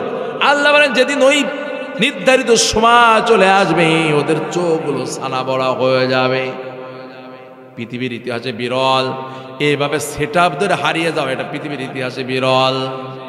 ভাইরা আমার, এলাকায় মনে করেন এক গাড়ি পুলিশ আসলো ওই জায়গায়, এখানে তো অনেক লোক আছে, কিন্তু 3 উঠে দিল দৌড়, বোঝেননি? রাস্তার পর ওই ব্রিজের পর পুলিশের গাড়ি, আর এখান থেকে ওইটা 3 জন কি করলো, খিসেছে না, দিল দৌড়। খিসেছে না, বোঝেন তো? আমি যশোরের মানে যশোরের আঞ্চলিক ভাষা বললাম, মানে আজ তোর কাইলো দৌড়। ওর পুলিশে কিছু বলেছে এখনো? কথা বলেন। তাই যে দৌড় লেছে পুলিশকে, ওই 3টের আগে ধর, আসামি পরে ধরবানে। ও দৌড় লেলে কেন? দৌড় লেছে তাহলে কারণ আছে ওর ভিতরে। কথা বোঝাতে পারি নাই? কোন মানুষ পালিয়ে যাওয়ায় প্রমাণ করে, প্রাথমিকভাবে প্রমাণ করে সে অপরাধী। অপরাধী না হলে কেউ পালিয়ে যায় না। কথা বোঝেন নাই? অপরাধী পালিয়ে যায়। আর পৃথিবীর ওই ফিরআউন নমরুদ লাগবে না, পৃথিবীর এই কিছুদিন আগের ইতিহাস যদি পর্যালোচনা করেন তাহলে দেখা যায় পৃথিবীর যারা জালিম, একবার তার ভূখণ্ড থেকে যদি সে বিতাড়িত হয় আর সে ভূখণ্ডে ফিরে আসতে পারে, কবরটাও হয়নি সেখানে। আমি তো আপনাদের একটু তথ্য দিই, আপনারা যেহেতু আলোচনা মিডিয়ায় যাচ্ছে, এটা পৃথিবীর মানুষ জানতে পারবে। 1 নম্বর আমি আপনাদের কাছে বলি, টিউনেশিয়া, যেই সরকারের পতনের মাধ্যমে আরব বসন্ত শুরু হয় 2010 সালের 17 ডিসেম্বর, মোহাম্মদ বুয়াজিজি নামে একজন ব্যবসায়ী ছিল মুসলমান। মোহাম্মদ, বলেন কি নাম? মোহাম্মদ বুয়াজিজি। বুয়াজিজি নামটা, টিউনেশিয়ার নাম তো একটু বেকায়দা। এই লোকটাকে পুলিশে হয়রান করেছিল, বারবার চাঁদাবাজি করতো তার কাছে। সে একদিন রাগ করে গায়ে তেল ঢেলে আত্মহত্যা করে। এই একটা হত্যাকাণ্ড গোটা জাতিকে জাগিয়ে তোলে, বিক্ষোভে ফেটে পড়ে, যেভাবে আমাদের আবু সাইদ মুগ্ধর হত্যা গোটা জাতিকে ঐক্যবদ্ধ করেছিল। ঠিক না জোরে বলুন? একটা দুইটা হত্যা মানুষকে, জাতিকে জাগিয়ে দিতে পারে। এই বুয়াজিজির হত্যা গোটা আরব বিশ্বকে দাঁড়িয়ে দিয়েছে। এই তিউনেশিয়ার সমস্ত জনগণ খেপে গিয়েছিল। জিন আল আবেদিন বেন আলী, এই লোকটার নাম, ভাই বলতে বেন আলী, তার নাম, মূল নাম হলো জিন আল আবেদিন বেন আলী। একটানা তিউনেশিয়া 23 বছর শাসন করেছে। কয় বছর? 23 বছর। 2011 সালে ওই জনগণের আন্দোলনের মুখে, আমি কিন্তু অনেক দূরের কথা, ফিরআউন নমরুদের উদাহরণ দিচ্ছে, নগদ উদাহরণ দিচ্ছে আপনাদেরকে, এবং বোঝাচ্ছে কি তাই শোনেন। এই বেন আলী 2011 সালে সে পালিয়ে গেল দেশ থেকে, যেভাবে আমাদের নেত্রী চলে গেছিলেন। বোঝেন না আপনারা কথা? একটু ভালো করে বোঝেন। মাঝে মাঝে টুপ করে, টপ করে, জট করে, ঝট করে ঢুকে বলবো, ঢুকা যায় কিনা একটু আপনাদের বোঝাই দিচ্ছে আপনাদের। এই বেন আলী চলে গেল তার বন্ধু রাষ্ট্র সৌদি আরবের কাছে। কার কাছে? একটানা সেখানে 8 বছর, 11 সাল থেকে 19 সালের পরে মারা গেছে সৌদি আরবে, এবং কবর সৌদি আরবেই। টিউনেশিয়ার মাটি আর পায়নি তার কবরে। বুঝেছেন আপনারা কথা? 2 নম্বর আরেকজন নেতা, মিশরের নেতা ছিল হোসনে মোবারক, আর এক স্বৈরাচার। একটানা মিশরকে 30 বছর শাসন করেছে। আমরা তো 15 বছর হাঁপাই গেছি। একটু ইতিহাস শোনেন, ইতিহাস আছে পৃথিবীতে। আর নামগুলো যাবো, একটা অমুসলিম, খ্রিস্টান, হিন্দু, বৌদ্ধ, খ্রিস্টান, হিন্দু এরকম না, সব মুসলমান। বোঝেননি আপনারা কথা? আজকের পৃথিবীতে মুসলমানদের হাতে নেতৃত্ব নেই কেন? ওরা ওদের নিজেদের চেয়ার নিয়ে ব্যস্ত। ওরা জাতির খেদমত করবে কিভাবে? ওরা বিশ্ব রাজনীতিতে ভূমিকা রাখবে কিভাবে? ওরা তো নিজের চেয়ারকে কিভাবে দীর্ঘমেয়াদী করা যায়, এই জন্য হলো অন্যের সাথে আতাত করে চলে। কেউ রাশিয়া, কেউ আমেরিকা, কেউ ভারত, এইভাবে আতাত করে চলে। কথা বুঝাতে পারি না আপনাদের? এই হোসনে মোবারক কয় বছর বললাম? 30 বছর স্বৈরাচারী শাসন করেছে মিশরে। গণবিক্ষোভ তৈরি হলো ওই আরব বসন্তের সময় 2011 সালে। সেও এরপরে ক্ষমতাচ্যুত হলো, মামলা হলো, জেলখানায় গেল। টানা 8 বছর পরে সে জেলখানায় মারা গেল। সে পালায় যায়নি তো, এই জন্য অন্তত মাটিটা পেয়েছে মিশরের। তবে যারা পালায় গেছে তাদের ইতিহাস নেই। আমাদের দেশে যদি ঘটে তাহলে এটা ইতিহাসের একটা ব্যতিক্রম ঘটনা ঘটবে। বুঝাতে পারি না আপনাদেরকে? এরপর আরেক নেতা, লিবিয়া, নাম মুয়াম্মার গাদ্দাফি। নাম শুনেছেন তো আপনারা? একটানা 42 বছর শাসন করেছে। 27 বছর বয়সে শাসন শুরু করেছে। যার ওর বয়স যখন 27, কত এসে তার 42 যোগ করেন, কত হয়? 59 হয় মনে হয় নাকি? না 59 না 69? 69। তার মানে 69 বছর বয়স যখন সে মারা যায়, তার বয়স হচ্ছিল 69 বছর। তার 27 বছর হলো সে ক্ষমতার বাইরে, আর বাকি 42 বছর সে ক্ষমতায় ছিল, শোষণ করেছে। সে একটা দারুণ করে মিথ্যা বলতে পারতো, সেটা হলো এই, এ দেশে লিবিয়ায় কোনো সরকার নেই, জনগণই সরকার, সরকারি জনগণ। মুখই বলতো কিন্তু কাজ করতো সব নিজে। দুর্নীতি, অন্যায়ের কোনো অভাব ছিল না তার জীবনে। বুঝাতে পেরেছি আপনাদেরকে ভাই? এ মুয়াম্মার গাদ্দাফি, এ কি মুসলিম না অমুসলিম? কি মনে হচ্ছে নাম শুনে? নামে তো মুসলিম, নামে একটা অমুসলিম খুঁজে, সব নামে মুসলিম। কিন্তু কত বছর মনে রাখবে তো? কত বছর? 42 বছর সে জুলুম করেছে তার জাতির উপরে। তাহলে বেন আলী কত বছর? 23 বছর। বেন আলী কত বছর? দেশের নাম তিউনিসিয়া। এরপরে হোসনে মোবারক, দেশের নাম মিশর, আর শোষণ করেছে 30 বছর। আর একজন লিবিয়ার প্রেসিডেন্ট নাম হলো মুয়াম্মার গাদ্দাফি, 42 বছর শোষণ করেছে। এরপরে আসেন সিরিয়া, বাশার আল আসাদ। আমাদের বাংলাদেশের সাথে চমৎকার মিল, ওদেরও শাসন শুরু 71 সাল থেকে শেষ 24-এ। বাংলাদেশের সাথে মিল আছে না? মনে ঘটনার সাথে মনে হয় একদম আপন মার পেটের খালাতো ভাই মনে হবে দুই দেশে, মিলের দিক থেকে। 71 সালে এই বাশার আল আসাদের পিতার নাম হাফিজ আল আসাদ। সে 71 সালে ক্ষমতায় আসে 2000, মানে 29 বছর টানা শোষণ করেছে সিরিয়া। এরপরে তার বড় ছেলেটা মারা যায় সড়ক দুর্ঘটনায়, এই হাফিজ আল আসাদের। এরপরে তার ছোট ছেলের নাম হলো বাশার আল আসাদ, যে টানা 2 যুগ মানে 24 বছর শোষণ করেছে। দেখেন জালিমরা কেমন হয়, আইন বানায় না। আইন মানব রচিত আইন হলে কি হয় বলেন তো? সুবিধা মতো চেঞ্জ করা যায়, এটা হলো সবচেয়ে বড় সুবিধা মানব রচিত আইনের, সুবিধা মতো। কিন্তু হাত কাটার আইন এটা আল্লাহর আইন, ওটা এখনো যায় 100 কোটি বছর পরেও তাই থাকবে, এটা কোনো পরিবর্তন হবে না। কথা বোঝেননি তো? তখন সিরিয়ার প্রেসিডেন্ট হওয়ার জন্য শর্ত হলো বয়স 40-এর উপরে হতে হবে, অনূর্ধ্ব 40, মানে 40-এর নিচে হলে হবে না, 40 হতে হবে কম। তখন এই বাশার আল আসাদের বয়স 34, যখন বাপ মারা গেছে। বলে আইন টাইন রাখো দিন, পার্লামেন্টে পাশ করো যে 34 বছর হলো প্রেসিডেন্টের বয়স। বোঝেন আপনার মানব রচিত আইনের সুবিধা আছে না?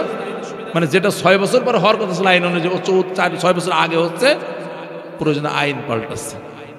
এই যে 2000 সালে তার শাসন শুরু হলো একটানা 24 সাল পর্যন্ত। এই যে সেও 24 সালে পালাইছে। কোথায় পালাইছে? তার গডফাদার যে রাশিয়া। তাহলে কার গডফাদার কে যখন বিপদে পড়ে তখন বোঝা যায়, তাই না? কথা বলেন।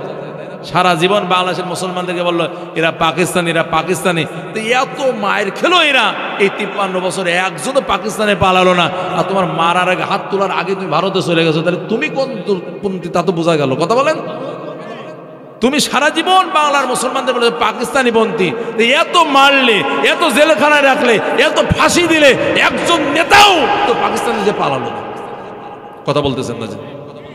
তা তোমার যে হাত তোলার আগেই ইন্টারনেট বন্ধ করে হেলিকপ্টার নিয়ে শ্বশুর বাড়ি চলে গেলে, তাহলে বোঝা যাচ্ছে তুমি হলো একমাত্র ভারতপন্থী, তোমার দলও ভারতপন্থী। কথা বলেন না কেন? আর তোমরা যে পাকিস্তানি পন্থী, এ পন্থী সে পন্থী, এটা হলো তোমাদের জুজুর ভয়।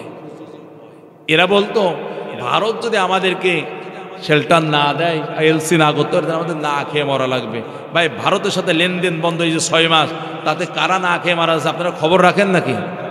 ওদের হসপিটালগুলো বন্ধ হয়ে যাচ্ছে, পর্যটন কেন্দ্রগুলো বন্ধ হয়ে যাচ্ছে, আলু পেঁয়াজ ঢেলে কৃষকেরা প্রতিবাদ জানাচ্ছে, 1-2 টাকা 3 টাকা কেজি হচ্ছে আলু এবং পেঁয়াজ তাদের দেশে।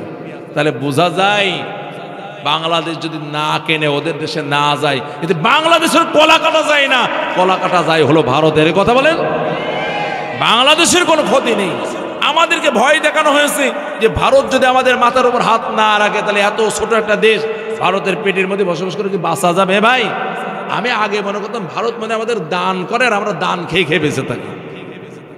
তা না তো, আমরা তো টাকা দিয়ে বাজার করি, কিনি। ভাই আপনার পকেটে টাকা আছে, তা আপনি পিরোজপুরে যাবেন না, বাগেরহাটে যাবেন, সমস্যা আছে নাকি? আপনি বাগেরহাট আর পিরোজপুর থেকে বাজার করবেন, আপনি খুলনায় চলে যান না, সমস্যা আছে নাকি? কারণ টাকা পকেটে, আপনি যে কোনো বাজার থেকে কিনতে পারবেন। আমি বোঝাতে চাইলাম আমি ভারত থেকে কিনবো না, পাকিস্তান থেকে কিনবো, চীন থেকে কিনবো। আমি মুসলিম অনেক দেশ আছে পৃথিবীর, ইন্দোনেশিয়ায় যাব, মালয়েশিয়ায় যাব, কথা বলেন না কেন, ইরানে যাব, অনেক দেশ রয়েছে পৃথিবীতে। পকেটে আমার টাকা, বাজার আমি যে কোনো ইচ্ছা সেই বাজার থেকে কিনে খাবো, সমস্যা কি? কিন্তু এরকম না যে ভারত আমাদেরকে দান করতেছে, দান বন্ধ হলে আমাদের দান সদকা বন্ধ হয়ে যখন না খেয়ে মারা যাবে। প্রমাণ হয়েছে 6 মাসে আমরা মারা যাইনি, বরং মারা যাচ্ছে ভারতের পশ্চিমবঙ্গের লোকেরা। কথা বলেন ভাই। তার মানে হলো ওরা আমাদেরকে এতদিন জুজুর ভয় দেখাইছে। কিসের ভয়? বলে ঘুমা ঘুমা, ওই জায়গায় কিন্তু বাঘ আছে, কিন্তু বাচ্চাদেরকে এরকম ভয় দেয় না? কথা বলেন। ভয় যায় বাঘ আছে কিন্তু তোরা যে খাবে, তাড়াতাড়ি ঘুমা, তাড়াতাড়ি ঘুমা, জুজুর ভয় দেখানো হয়েছে। ওরাই তাদের বক্তব্য, ওরাই বক্তৃতার মাধ্যমে ওরা বোঝাতে চেয়েছে ওরাই বাংলাদেশের একমাত্র স্বাধীনতার পক্ষের মানুষ। বোঝাই না ভাই? কথা বলেন। ওরাই কেবলমাত্র দেশের স্বাধীনতা সার্বভৌমত্বের পক্ষে, আর বাকি যা সব স্বাধীনতা বিরোধী। কেমন স্বাধীনতার পক্ষে একটা পরিসংখ্যান শুনে যান আপনারা। এই দল যখন ক্ষমতায় আসলো 2009 সাল, কয় সাল? আগের এগুলো নাই যে টানা যে 15.5 বছর, এই কথা বলতেছে। 2009 সালের 5 জানুয়ারি ওরা শপথ নিয়েছিল, সরকার গঠন করেছিল, প্রথম ইলেকশন হলো। 2 বছর সেনা সমর্থিত সরকার গেল না, আর 7-8, এরপরে 9 সালে ইলেকশন হলো 5 জানুয়ারি।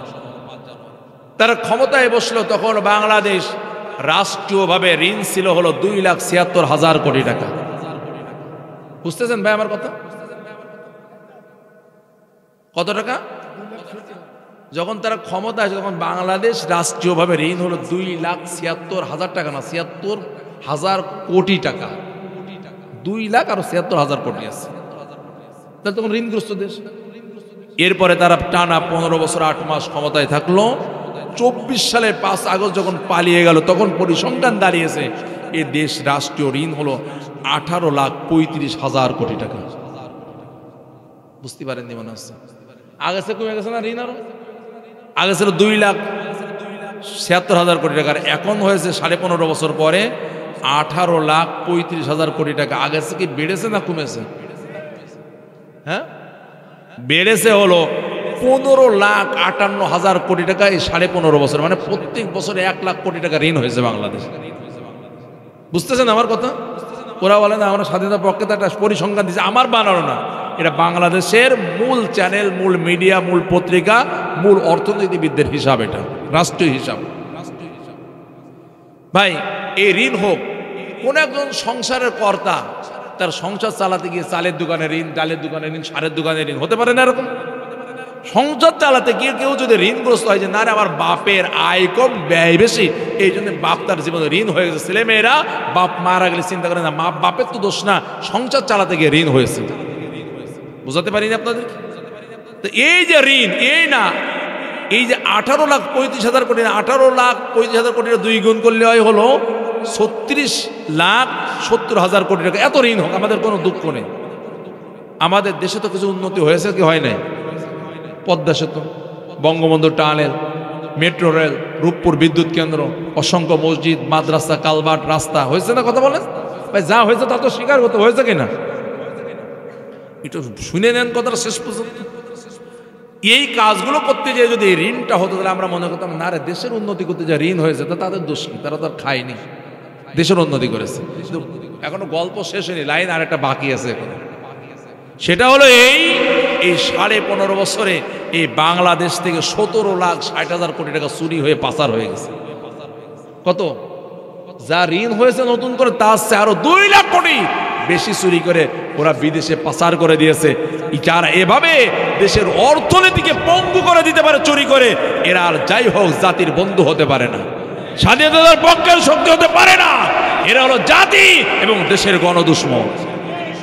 এরা কখনো স্বাধীনতার পক্ষের শক্তি হলে একজন এমপির লন্ডনে 360টি বাড়ি থাকতে পারে না। কথা বলেন? 360টি বাড়ি বানাতে টাকা লাগেনি? কথা বলেন না কেন? লন্ডনের মতো জায়গায় 360টি বাড়ি বানাবে কি ধরে করতেছেন? এই আপনাদের বোলপুরের জায়গা আর পিরোজপুরে হলো যে আপনার প্রবার শহরে একরকম নাকি দাম? যদি এইটা যদি একই জমি হয় ঢাকাতে একরকম হবে, গুলশান বনানীতে দামের কি পার্থক্য হবে? ওই একই জায়গা যদি ওয়াশিংটন ডিসিতে হয়, আমেরিকার রাজধানী, দাম আরো বাড়বে না কমবে? তাহলে আপনারা ভালো করে বোঝেন, লন্ডনে 360টি বাড়ির মালিক একজন এমপি আমাদের বাংলাদেশে। বুঝতে কি পারতেছেন আপনারা আমার কথা? যারা এই দেশের এই রাষ্ট্রের সম্পদ চুরি করে পাচার করে দেয় আর বলে আমরা স্বাধীনতার পক্ষের শক্তি, না, পশ্চিম কালে ওরা স্বাধীনতা এবং জনগণের বন্ধু নয়, ওরা হলে জাতি এবং এই দেশের গণদুশ্মন। কথা বলতে হবে ভাই, গণদুশ্মন। প্রশ্ন হলো, এই যে পতন হলো 24 সালে, আল্লাহকে যদি বলা হয় আল্লাহ এই পতন তো আপনি ঘটালেন, আপনি আমাদের সাহায্য করেছেন, না হলো কাবাকে দখল মুক্ত করা যেত না, ছোট ছোট আবাবিল এসে আপনি তাদেরকে রক্ষা করেছেন। ওগো আল্লাহ, এই জালেমকে তো তাড়িয়ে দিলেন, তবে কেন এত দেরি, আরো আগে কেন নয়? 24-এ কেন পতন হলো? ওটা তো 14-তেও হতে পারত। প্রশ্ন একটা যে আল্লাহ যখন সাহায্য করে তাড়ালেন, তো 24-এ কেন? এত নির্যাতনের পরে কেন 10 বছর আগে 14 সালে তো আল্লাহ। কথা বলেন, একটা প্রশ্ন আছে কিনা? আল্লাহ তাআলা আপনাদের মিশরের সব লোক জড়ো করে ঘোষণা করেছিল, আমি তোমাদের শুধু প্রেসিডেন্ট নই, আজ থেকে আমি তোমাদের বড় খোদা। নাউজুবিল্লাহ জোরে বলা যাবে না? ভাইরা আমার, ওই মিশরে এই ঘোষণা দিয়ে এরপরও ফেরাউন 400 বছর রাজত্ব করেছে। কয় বছর? আল্লাহ তো যেই ডুবানোটা লোহিত সাগরের 400 বছর আগে পরে করলেন, ওটা তো আরো আগে করতে পারতেন। আল্লাহ বোঝালেন, জালেমরা জুলুম করলেও আমি তাদেরকে একটু লম্বা সময় দেই, যাতে মানব জাতি বুঝতে পারে জালেম কত প্রকার, কি কি ওদের পরিচয় সব বিস্তারিত বুঝতে পারে। এই জন্য এদেরকে লম্বা সময় দেওয়া হয়। আমাদের দেশের জালেমদেরকে যদি 5 বছর পরে হটিয়ে আর একটা দল আবার ক্ষমতায় আসতো, হতে পারতো পরের 5 বছর পর আবার ওদেরকে আনা হতো। আল্লাহ বলেন, না, সুযোগ দেওয়া হবে না। টানা 16 বছর রেখে চরিত্র ওদের কি কাকে বলে, ওরা কত বড় জাতির এবং জনগণের দুশ্মনের আমি প্রমাণ করে দেব। এটা করার পরে এমনভাবে এদের তাড়িয়ে দেব, সুস্থ কোনো মানুষ 100 বছরের মধ্যে ওদের নামও মুখে নেবে না। যে করে নেবে ওটা হলো মস্তিষ্ক বিকৃত পাগল। যে করে মায়া দয়া দেখাবে, তাদের নাম বলবে, ওগুলোর মস্তিষ্ক ঠিক নেই, ওগুলো মস্তিষ্ক বিকৃত। আল্লাহ বলে, আমি ওদের এমন ভাবে নগ্ন করে দেব, ওদের পরিচয় তুলে ধরবো, ওরা কত বড় চোর, কত বড় লুটতরাজ, কত বড় লুটেরা, এটা প্রমাণ করার জন্য টানা 16 বছর রাখবো। রাখার পর ওদের পরিচয় যখন খোলসা হয়ে যাবে, তখন এমন ভাবে তাড়াবো, 100 বছরের ভিতরে শুধু বলেছে যে ভাষণ দেবে একটু। 6 মাস পরে একটু ভাষণ দিতে চাইছিল। কি হয়েছে আপনারা জানেন না ঘটনা? হ্যাঁ, বুঝতে পেরেছেন আপনারা আমার কথাটা? শুধু একটু বলেছিল আমি একটু ভাষণ দেবো লাইভে এসে। এই সংবাদ শুনেই বাংলাদেশের ছাত্র জনতা গতকালকে কি করেছে আপনাদের জানা থাকার কথা। ভাইয়েরা আমার, এটা কেন হলো? মূল ছাত্র নেতারা তো ডাকে নাই, কিন্তু সব ছাত্র কেন এক জায়গায়, জনতা কেন এক জায়গায়? ওই যে পরিচয় চিনে ফেলাইছে, এখন কারো ডাকা লাগতেছে না। কথা বলেন, ও কত বড় স্বৈর শাসক জালেম, এটা ছোট্ট পইপোনাও বুঝে ফেলেছে ওদের চরিত্র।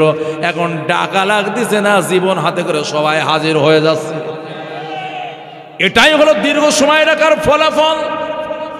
কিন্তু মিশরের ফিরাউন আর আমাদের দেশের ফিরাউনদের মধ্যে একটা পার্থক্য আছে। মিশরের ফিরাউন হলো, ও ডুবে যাওয়ার সময়, মরে যাওয়ার সময় তওবা পড়ে ফিরে আসার চেষ্টা করেছিল। আর আমাদেরটা এখনো তওবা পড়ে না, এখনো ষড়যন্ত্র চক্রান্ত করে যাচ্ছে। দুইটারে টালি করলে মনে হবে ওই মিশরের ফিরাউন এসে এই ফিরাউন 2 কাঠি উপরে। আমি বানানো কথা, আর ঠিক এইটার জন্য বলতেছি না, আমি আপনাদের প্রমাণ করে দিচ্ছি। দেখেন, রাগ করতেছেন নাকি ভাই? এই যে দিন বিজয়ের কথাগুলোর ভিতরে কথাগুলো আসবে, আসবে না? কেন আসবে না? ভাইরা আমার, ফিরাউন যখন ডুবিয়ে দেওয়া হচ্ছে, হযরত মূসা কালিমুল্লাহ তার জাতি নিয়ে যখন পার হয়ে গেলেন লোহিত সাগর, ফিরাউন বললেন, দেখ, আমার জন্য রাস্তা বানানো হয়েছে। কার জন্য? ফিরাউনের জন্য বানানো হয়েছে। কিন্তু দাবি করতেছে, দেখ, আমি আসার আগে আমি তোদের রব, আগে রাস্তা বানানো হয়ে গেছে। আল্লাহ বলে, নামও না, এরপরে কার রাস্তা পরে হিসাব করবো নাকি, নামও। ভাইরা আমার, আল্লাহ কোরআনে বলেন, হাত্তা ইযা আদরাকাহুল গরাক, যখন ফিরাউন আর তার দলবল লোহিত সাগরের মাঝে নেমে পড়লো, পানিকে আল্লাহ অর্ডার করলেন, পানিরে রাস্তা তৈরি করতে বলেছিলাম তো মুসার জন্য, এ রাস্তা তৈরি করতে বলেছিলাম মুসার অনুসারী যারা মুমিন তাদের জন্য। এ রাস্তা তো ফিরাউনের জন্য বানাতে বলিনি, এখনো কেন রাস্তা বুঝেননি? হাত্তা ইযা আদরাকাহুল গরাক, ওহী পাওয়ার পরে আবার স্বাভাবিক হয়ে গেল, পানির সেই বরফ জমা পানিগুলো আবার তরল হয়ে গেল, এখন কি ডোবা শুরু হয়ে গেছে। ভাইরা আমার, ফিরাউন শুধু এমন প্লেয়ার, এর আগে আল্লাহর কাছে 9 বার হলুদ কার্ড খেয়েছে। কয়বার? এ যেন তেন প্লেয়ার, 9 বার হলুদ কার্ড খাওয়া প্লেয়ার। আমাদের রেফারিরা কয়বার দেয়? 1 বার দেয়, দ্বিতীয়বারে লাল কার্ড। 1 বার দেয়, দ্বিতীয়বারে কয় যে আর হলুদ বের করবেন, এবার লাল কার্ড, রেড কার্ড মেরে দেবে। যত সরি বলে বলে আগে মাঠে বাইরে দাও, ওই প্যাভিলিয়নে চলে যায়, বসে থাকবে, পরে জানা মানে কয় ম্যাচ খেলতে পারবে না। বুঝেন তো আপনারা? কিন্তু আমার আল্লাহ তাআলা ফিরাউন 400 বছর বাহাদুরি করে আল্লাহ তাআলার বিদ্রোহী হবার পরও আল্লাহ তাআলা 9 বার হলুদ কাঠ মেরেছেন। কয়বার? উকুন, পঙ্গপাল, আল্লাহ তাআলা রক্ত, ব্যাঙ, এরপরে এরকম বন্যা, খরা, এরকম 9 ধরনের আল্লাহ গজব দিয়ে তাকে হলুদ কাঠ মেরে ফিরাতেছে। কিন্তু যাদের 9টি হয় না ওদের 90তেও হয় না। কথা বলে। কিন্তু যে বিপদে পড়ে, আমরা যেভাবে করোনার সময় বিপদে পড়লে হুজুর পছন্দ হয় না, কিন্তু তারপর হুজুরের কাছে দোয়া চাওয়া লেগেছে। তো ও আমাদের দলের হুজুর না, নামাজই পড়ে না, হুজুর দলের না, তাই জন্যে। কিন্তু করোনা যখন হয়েছে তখন দল দেখেন হুজুর একটু দোয়া করেন। বলেন কথা। যেই ফিরাউন এবং তার দল যেখানে যায় সব উকুন আর উকুন, মুসিবত আর মুসিবত, দৌড় দিয়ে বার ফিরাউন সহ দলবল হাজির মুসার দরবারে। সুবহানাল্লাহ বলেন। বানানো কথা না, কোরআনে আছে। আল্লাহ তাআলা বলেন ওয়ালাম্মা ওয়াকা আলাইহিমুর রিজক, যখন তাদের উপরে কোনো গজব আসলো সেই সময় তারা চলে যেত মুসার কাছে হাজির হয়ে বলো ক্বালু ইয়া মুসা দু'ু লানা রাব্বাকা, ও মুসা আমাদের জন্য একটু তোমার রবের কাছে দোয়া করো। কার রব? ওদের রব না, আল্লাহ ওদের রব না, রব মুসা শুধু। দোয়া করবো ওদের জন্য। কি কায়দা চিন্তা করেছে? উদু লানা, আমাদের জন্য দোয়া করো, প্রার্থনা করো, রব্বাকা, তোমার রবের কাছে। বিমা আহিদা ইনদাকা, কেননা তোমার দোয়া কবুল হবে ব্যাপারে আল্লাহর ওয়াদা আছে তোমার সাথে। সুবহানাল্লাহ। ও মুসা, এই বিপদ থেকে দোয়া করে যদি তোমার দোয়ার কারণে লাইয়া কাশাফতা আন্নার রিজক, বিপদ আমাদের থেকে কেটে যায়, চলে যায়, মাপ পেয়ে যায়, আমরা ওয়াদা করতেছি লানুমিনান্না লাক, অবশ্যই অবশ্যই আমরা তোমার প্রতি ঈমানের মুসলমান হয়ে যাব। করোনার সময় কি নামাজ পড়ার জন্য আযান দেওয়ার দরকার হতো? কথা বলেন। 5 জনের বেশি জামাতে যাওয়া যাবে না, 10 জন জুমা আর 12 জন তারাবি। মনে নেই আপনাদের? ওই সময় তারাবিতে নামাজের লোক বেড়ে গেছিল। আমরা ওই ক্লোবসিকল গেট মেরে নামাজ পড়তাম। আর ওই সময় একটা মজাও ছিল আমাদের, তখন আর আজান কালাম ঠিক মতো টাইম মতো লাগতো, এক সময় নামাজ পড়ে আসলে হলো, কারণ 5 জন এক সময় হলেই হলো। ওই সময় যারা নামাজে করোনার ভয় গেছে, এখন আর নামাজে খুঁজে পাওয়া যায় না, ওগুলো তো আল্লাহর ভয়ে যায় না, ওগুলো গেছে করোনার ভয়। ঠিক না কথা বলুন?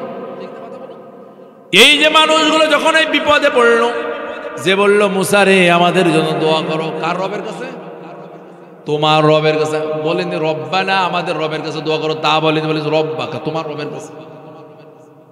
ও মুসা, বিপদ যদি কেটে যায় আমরা তোমার প্রতি ঈমান অবশ্যই অবশ্যই আনবো। লাম তাকিদ নুন তাকিদ, লানুমিনান্না লাক, অবশ্যই নিশ্চয়ই তোমার উপর ঈমান আনবো। এনেছিল এরকম এক এক করে 9 বার হলুদ কাঠ। কয়বার? 9 বার হলুদ কাঠ মারার পর আল্লাহ তাআলা বলতেছেন, না না, এর শেষের দিকে যে বলতেছেন আমি আল্লাহ ফান্তাকামনা মিনহুম ফাআগরাকনাহুম ফিল ইয়াম। 9 বার হলুদ কাঠ বের, এরপর আমি প্রতিশোধ নিয়েছি। কি নিয়েছি? প্রতিশোধ। 9 বার আমি সাবধান করেছি, কাজ হয়নি, এরপরে আমি সমুদ্রের পানিতে ডুবাই আমি প্রতিশোধ নিয়েছি এর অপরাধে। তাহলে যখন ওটা ডুবাচ্ছে পানিতে, তখন ও প্রথমে ভেবেছে মানে এটাও হলুদ কাঠ, যে আগে 9 বার হলুদ কাঠ খাওয়ার অভ্যাস আছে, ওই সময় কি মনে করতেছে এইটাও মনে হলুদ কাঠ। এই জন্য সাথে সাথে বলো ক্বালা আমানতু, আমি ঈমান আনলাম, আন্নাহু লা ইলাহা ইল্লাল্লাযী আমানাত বিহি বানু ইসরাঈল, আমি ওই ইলাহকে মেনে নিলাম যে ইলাহের প্রতি বনি ইসরাঈল ঈমান এনেছে। ওয়া আনা মিনাল মুসলিমিন, আল্লাহ তুমি কি আমার চিনতে পারতেছ না, আমিও তো মুসলমানদের একজন। কিটা বলতেছে এটা? বুঝেছেন আপনারা কথা? এ ভালো করে চিন্তা করেন। কালেমা পড়েছে, কালেমাটা কি আমরা জানি না? কালেমাটা কি লা ইলাহা। দেখেন ও আল্লাহর নাম মুখে নেবে না কোনো কায়দায়। এই জন্য বলেন লা ইলাহা ইল্লাল্লাযী আমানাত বিহি বানু ইসরাঈল। একদল আমাদের দেশে ছিল, আল্লাহ মহান, এটা পোস্টারের উপর লিখত স্রষ্টাই মহান। কথা বলেন? কারণ আমাদের দলে সব গুজামিল আছে, আল্লাহ বললে সাম্প্রদায়িক হয়ে অসাম্প্রদায়িকের জন্য স্রষ্টাই মহান। এরকম ফিরাউন মার্কা কিছু লোক আছে কোনোভাবেই আল্লাহর নাম মুখে নিতে চায় না। এই জন্যই না আন্নাহু লা ইলাহা ইল্লাল্লাযী আমানাত বিহি বানু ইসরাঈল এভাবে বলার একটা কারণ হলো আল্লাহ যদি বলে আবার কোন আল্লাহর কাছে চলে যায় কালেমা, বলতে আমি ওই আল্লাহর প্রতি ঈমান আনলাম যে আল্লাহর প্রতি বনি ইসরাঈল ঈমান এনে পার হয়ে গেছে। মানে ধান্দা তো পার হওয়া, মুসলমান হোক আর না ওটা তো ধান্দা না, ধান্দা কি পার হওয়া। ওই যে 71 সালের সময় আমি শুনেছি, আমি তো অনেক পরে, যে ওই সময় হিন্দুরাও নাকি কালেমা মুখস্থ করে রাখতে, পাকিস্তানি সেনাবাহিনী ধরলে যাতে কালেমা পড়ে মুসলমান পরিচয় দিয়েছে। ওর কি মুসলমান হওয়ার জন্যে না জীবন বাঁচানোর জন্য? এই জন্য ফিরাউন ও তো ঈমান আনার জন্য কালেমা পড়তেছে, ডুবার হাত থেকে বাঁচার জন্য পড়তেছে।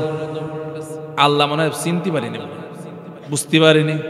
হ্যাঁ, আল্লাহ তাআলা এবার লাল কার্ড যেহেতু বের হয়ে গেছে, আল্লাহ বলেন ও ফিরাউন এটা কিন্তু হলুদ কার্ড না, এ কিন্তু উকুন না, এ কিন্তু পঙ্গপাল না, এ কিন্তু ব্যাং না, কথা বলেন, এ কিন্তু রক্ত না, এটা কিন্তু লাল কার্ড। এটা কি কার্ড? আল-আন, এখন সময় হলো তোমার ঈমান আনার। ওয়াকাদ আসাইতা ক্বাবলু ওয়া কুনতা মিনাল মুফসিদিন, এর আগে অনেক সীমা লঙ্ঘন তুমি করেছো, অনেক তুমি সন্ত্রাসী কার্যক্রম ঘটিয়েছো। মিশরের সুকপাল, ওদের ভালো কপাল হলো, ওরা পেয়েছিল সন্ত্রাসীর গডফাদার, আর আমরা পেয়েছিলাম সন্ত্রাসীর গড, কথা বলেন না কেন, গড মাদার। গড মাদার, ওটা ছিল গডফাদার, এটা হলো গড মাদার। এ এতটা মস্তিষ্ক বিকৃত ছিল যে পুলিশকে বলে যে পুলিশ তো ভালো কাজ করতেছে। ভালো কাজ মানে কি বলেন তো? নির্বিচারে গুলি করে ছাত্র জনতাকে হত্যা করে, এটা হলো পুলিশের ভালো কাজ। এই হত্যা করা, রক্তের বন্যা বইয়ে দেওয়া, হাজার হাজার ছাত্র জনতাকে হত্যা করা যদি কোনো রাষ্ট্রপ্রধানের কাছে ভালো কাজ হয়, তাহলে তাকে আর মানুষ বলা যায় না, একটা ওয়াযুক্ত করে বলা লাগে। কি যুক্ত? মানুষের আগে ওয়াযুক্ত করলে কি হয়? আমার আল্লাহ তো আরো মারাত্মক ভাবে আল্লাহ তাআলা আরো সনদ দিয়েছেন। আল্লাহ তাআলা বলেন লাহুম কুলুবুন লা ইয়াফকাহুনা বিহা, ওদের অন্তর আছে, মানবতা নাই। কথা বলুন, অন্তর আছে, অনুধাবন ক্ষমতা নাই, অন্তর আছে, মায়া দয়া নেই। ওদের টার্গেট হলো চেয়ার আগলে ধরে পড়ে থাকা। আবার অভিনয় করে বলবেন চেয়ারের প্রতি আমাদের বিন্দু মাত্র লোভ নেই, জনগণ যতক্ষণ চাবে আমরা ততক্ষণই থাকবো, এক চুল পরিমাণও বেশি থাকবো না, তবে জনগণ ভোট দিতে পারবার না। বুঝেছেন কথাটা? জনগণ যতক্ষণ চাবে এর এক সেকেন্ডও বেশি থাকবো না, কিন্তু বিষয়টা হলো জনগণ ভোট দিতে পারবা। আমাদের কিছু লোক আছে খুব পরেজগার, তাহাজ্জুদ গুজারি, ওরা রাত 12টার দিকে তাহাজ্জুদ কয় রাকাত পড়ে এরপরে ভোট দেওয়া শুরু করে, ফজর পর্যন্ত মারতে থাকে, ব্যালট বাক্স পড়ে গেলে এরপরে ফজরের নামাজ জামাতে বেড়ে ঘুমাতে যায়। তোমাদের ভোট দেওয়া লাগবে না, তো জনগণ যতক্ষণ চাই এর এক চুলো বেশিক্ষণ ক্ষমতায় থাকবে না। কি ছিল না এরকম কথা বলেন তো ভাইরা আমার? আমার আল্লাহ যখন বললেন ওয়াকাদ আসাইতা ক্বাবলু ওয়া কুনতা মিনাল মুফসিদিন, এখন বুঝি তোমার তওবা বলার সময় হলো, ঈমান আনার সময় হলো, ফিরে আসার বুঝি এই সময়টা হলো তোমার। এর আগে 400 বছর ছিল ক্ষমতায়, কয় বছর? ও ফিরাউন শোনো, ফালয়াউমা নুনাজ্জিকা বিবাদানিক, আমি আজ তোর দেহটাকে সংরক্ষণ করব, পচতে দেব না, গলতে দেব না, পোকায় খেতে দেব না। আছে না এখনো নাকি নাই? তোর দেহটাকে আমি সংরক্ষণ করব, এর কারণ হলো আছে না নাই? আমি তোর ফালিয়াউমা নুনাজ্জিকা বিবাদানিকা লিতাকুনা লিমান খালফাকা আয়া, তোর পরে যত স্বৈর শাসক পৃথিবীতে আসবে, কি আসবে? স্বৈর শাসক যারা আসবে, নাম ফিরাউন হবে না, কিন্তু চরিত্র ফিরাউনের চেয়েও মারাত্মক হবে। এর কারণ হলো ফিরাউন ডুবে যাওয়ার সময় অন্তত কালেমা পড়ে মুসলমান হতে চেয়েছিল, আর আমাদেরটা 6 মাস পার হয়ে গেছে, এখন অপরাধ স্বীকার করে নাই। কথা বলেন না কেন? এই জন্য আল্লাহ বলেন ওরা উলাইকা কাল আনআম, যাদের লাহুম কুলুবুন লা ইয়াফকাহুনা বিহা, অন্তর আছে যাদের অনুধাবন ক্ষমতা নাই, ওয়া লাহুম আ'ইনুন লা ইবসিরুনা বিহা, চোখ আছে সত্যকে দেখতে পায় না। আছে না নাই? কথা বলেন একটু। এ ভাই, এই 24 সালের যে ঘটনাগুলোর ভিডিও ফুটেজ আছে, আমরা অনেকে সচক্ষে দেখেছি। এগুলো নিয়ে যে মিথ্যাচার করতেছে, আমাদের দেখা জিনিস নিয়ে যেভাবে মিথ্যা বানাচ্ছে, 71 সাল তো আমরা অনেকেই দেখি নাই। 18 কোটির 11 কোটি 71 দেখে নাই, 7 কোটি ছিল। কথা বলুন, যেইটা 11 কোটি 18 কোটি জনগণের 11 কোটি যে ঘটনা দেখে নাই, ওই ঘটনা সম্পর্কে তাহলে কত কত মিথ্যা ইতিহাস তৈরি করেছে, তা শেষ করা যাবে না হিসাব করে। যারা পুলিশে গুলি হত্যা করেছে তার ভিডিও ফুটেজ রয়েছে, কিভাবে মুগ্ধকে হত্যা করা রয়েছে ভিডিও ফুটেজ রয়েছে, কিভাবে ছাত্রদেরকে ট্যাঙ্কের মধ্যে ফেলে দেওয়া হয়েছে ভিডিও ফুটেজ আছে। কথা বলেন, কিভাবে ছাত্রদেরকে আগুনে জ্বালানো হয়েছে ওরও ভিডিও ফুটেজ আছে। এই চাক্ষুষ ঘটনাগুলো যারা বলে যে এগুলো ওরা ষড়যন্ত্র করে নিজেরা নিজেদের মেরে আমাদেরকে তাড়ানোর জন্য এটা করেছে, তার মানে ঘটনা যারা এই সত্যকে অস্বীকার করতে পারে, 71-এর ইতিহাস নিয়ে হাজার মিথ্যা তৈরি করবে, এটা তো খুবই স্বাভাবিক। কথা কি বুঝতেছেন আমার, নাকি বোঝেন না? 18 কোটি মানুষ যেটা দেখলো ওটা সম্পর্ক বানায় বলে ওরা নিজেরা গুলি করে মারা গেছে, ছাত্ররা ছাত্রদের মেরে রাজনৈতিক ফায়দা লুটে নিয়েছে, এই কথা এখনো বলতেছে। আমার এই ঘটনা বলার কারণ হলো, ফিরাউন যখন লাঠি কাঠ খেয়েছিল বুঝতে পেরেছিল, যখন কালেমা পড়ার চেষ্টা করেছিল, মুসলমান দাবি করেছিল, কিন্তু আমাদেরটাই এত মারাত্মক, এত 2 কাঠি উপরে, 6 মাস গেছে এখনো পর্যন্ত অপরাধ স্বীকার করে নাই। এই জন্য আমার আল্লাহ ওদের কান আছে কিন্তু জনগণের ভাষা বুঝতে পারে না। আল্লাহ কালানা, ওরা আর মানুষ নেই রে, পৃথিবীর মানুষ, ওরা পশু হয়ে গেছে। না না, পশুরও তো একটা মর্যাদা আছে। একটা গরু পশু, ছাগল পশু, কুকুরও পশু, শুকরও পশু। গরুর কথা চিন্তা করেন, একটু খড়কোটা দিলেন, একটু খোলের পানি দিলেন, এরপরে কাদের উপরে আপনি জোয়াল তুলে দেন, লাঙ্গল চষে দেবে আপনারে। কথা বলেন, আপনি গরুর গাড়ি বুঝা দিয়ে গাড়ির জোয়াল তুলে দিলেন, আপনার মাল টেনে নিয়ে চলে যাবে, সামান্য খড়কোটা দিয়েছেন। আর কুকুরের কথা তো আরো মারাত্মক, ওকে খাবারও দেন না, যেটা খেয়ে নষ্ট তাই দেন কুকুরকে, যেটা পচে যায় নষ্ট হয়ে যায় ওটা কুকুরকে দেয়া হয়। কুকুর এতটা কৃতজ্ঞ হয়ে যায় মালিকের উপরে, মালিক সারা রাত নাক ডেকে ঘুমায় আর কুকুর গেটে বসে বসে পাহারা দেয়। কথা বলুন, অপরিচিত লোক দেখলে ঘেউ ঘেউ করে সিগনাল দেয় মালিক, আর তো ঘুমানো যাবে না, অপরিচিত লোক ঘুরু ঘুরু করে চুরি করতে এসেছে মনে হয়। আমাদের বুঝিয়ে দেওয়া হলো, সামান্য হাড় খেয়ে, সামান্য পচা ভাত তরকারি খেয়ে কুকুর তার মালিকের উপরে এতটা কৃতজ্ঞ হয়ে যায়, অথচ আল্লাহ ওদের এত এত নিয়ামত দিলেন, তারপরে আল্লাহর বিধানের কাছে তারা মাথা নত করে নাই। ও অকৃতজ্ঞ কি? আল্লাহ যেন বললেন না না, পশুর সাথে তুলনা করা যাবে না, বাল হোমা আদল, ওরা কুকুর, ওরা শুকুরের যা আরো এক স্তর নিচে আছে। কথা বলেন আপনার ভাইরা, আমার জন্য বলতেছিলাম, আল্লাহ তাআলা জালিমদেরকে দীর্ঘ সময় ক্ষমতায় রাখে কারণে যাতে বোঝাতে পারেন জালেম কাকে বলে, কত প্রকার, ওদের গোষ্ঠীর পরিচয় কেটে আল্লাহ পরিচয় দেওয়ার জন্য দীর্ঘদিন ক্ষমতায় রাখেন, যাতে মানুষ এভাবে তাদের প্রতি ঘৃণা জন্ম নেয় যে একটু ভাষণের কথা বললেই 32 নম্বর মাটির সাথে গুড়িয়ে দেওয়া হয়। শুধু বলেছিল একটু ভাষণ দেবো বাংলাদেশবাসীর জন্য, ছাত্রদের সাথে শুধু এতটুকু আবদার করেছিল, আর কিছু করেনি। এবার একটু বুঝেছেন আপনারা, উনি এবং ওনার লোকজন বুঝতে পেরেছে যে টুপ করে আসলে তাহলে কি অবস্থা হবে আমাদের। কত মানে বোঝাতে বললাম না? তাহলে জালেমদের পরিণতি কি ভয়ানক হয় কি হয় না? আমার আল্লাহ বলেন না, এই সমস্ত জুলুমের শিকল কেটে ইনসাফের সমাজ কায়েম করার জন্য আমার রাসূলকে কোরআন এবং দ্বীন ইসলাম সহ পাঠিয়েছে। সুবহানাল্লাহ বলেন, যেই সমাজ কায়েম হয়ে গেলে শান্তির সমাজ গঠিত হয়ে যাবে। ভাই, শান্তির সমাজ গঠন করতে গেলে আমরা চাই না যে না এই সমাজে কোনো চুরি থাকবে না, আমরা চাই কিনা? কথা বলুন তো।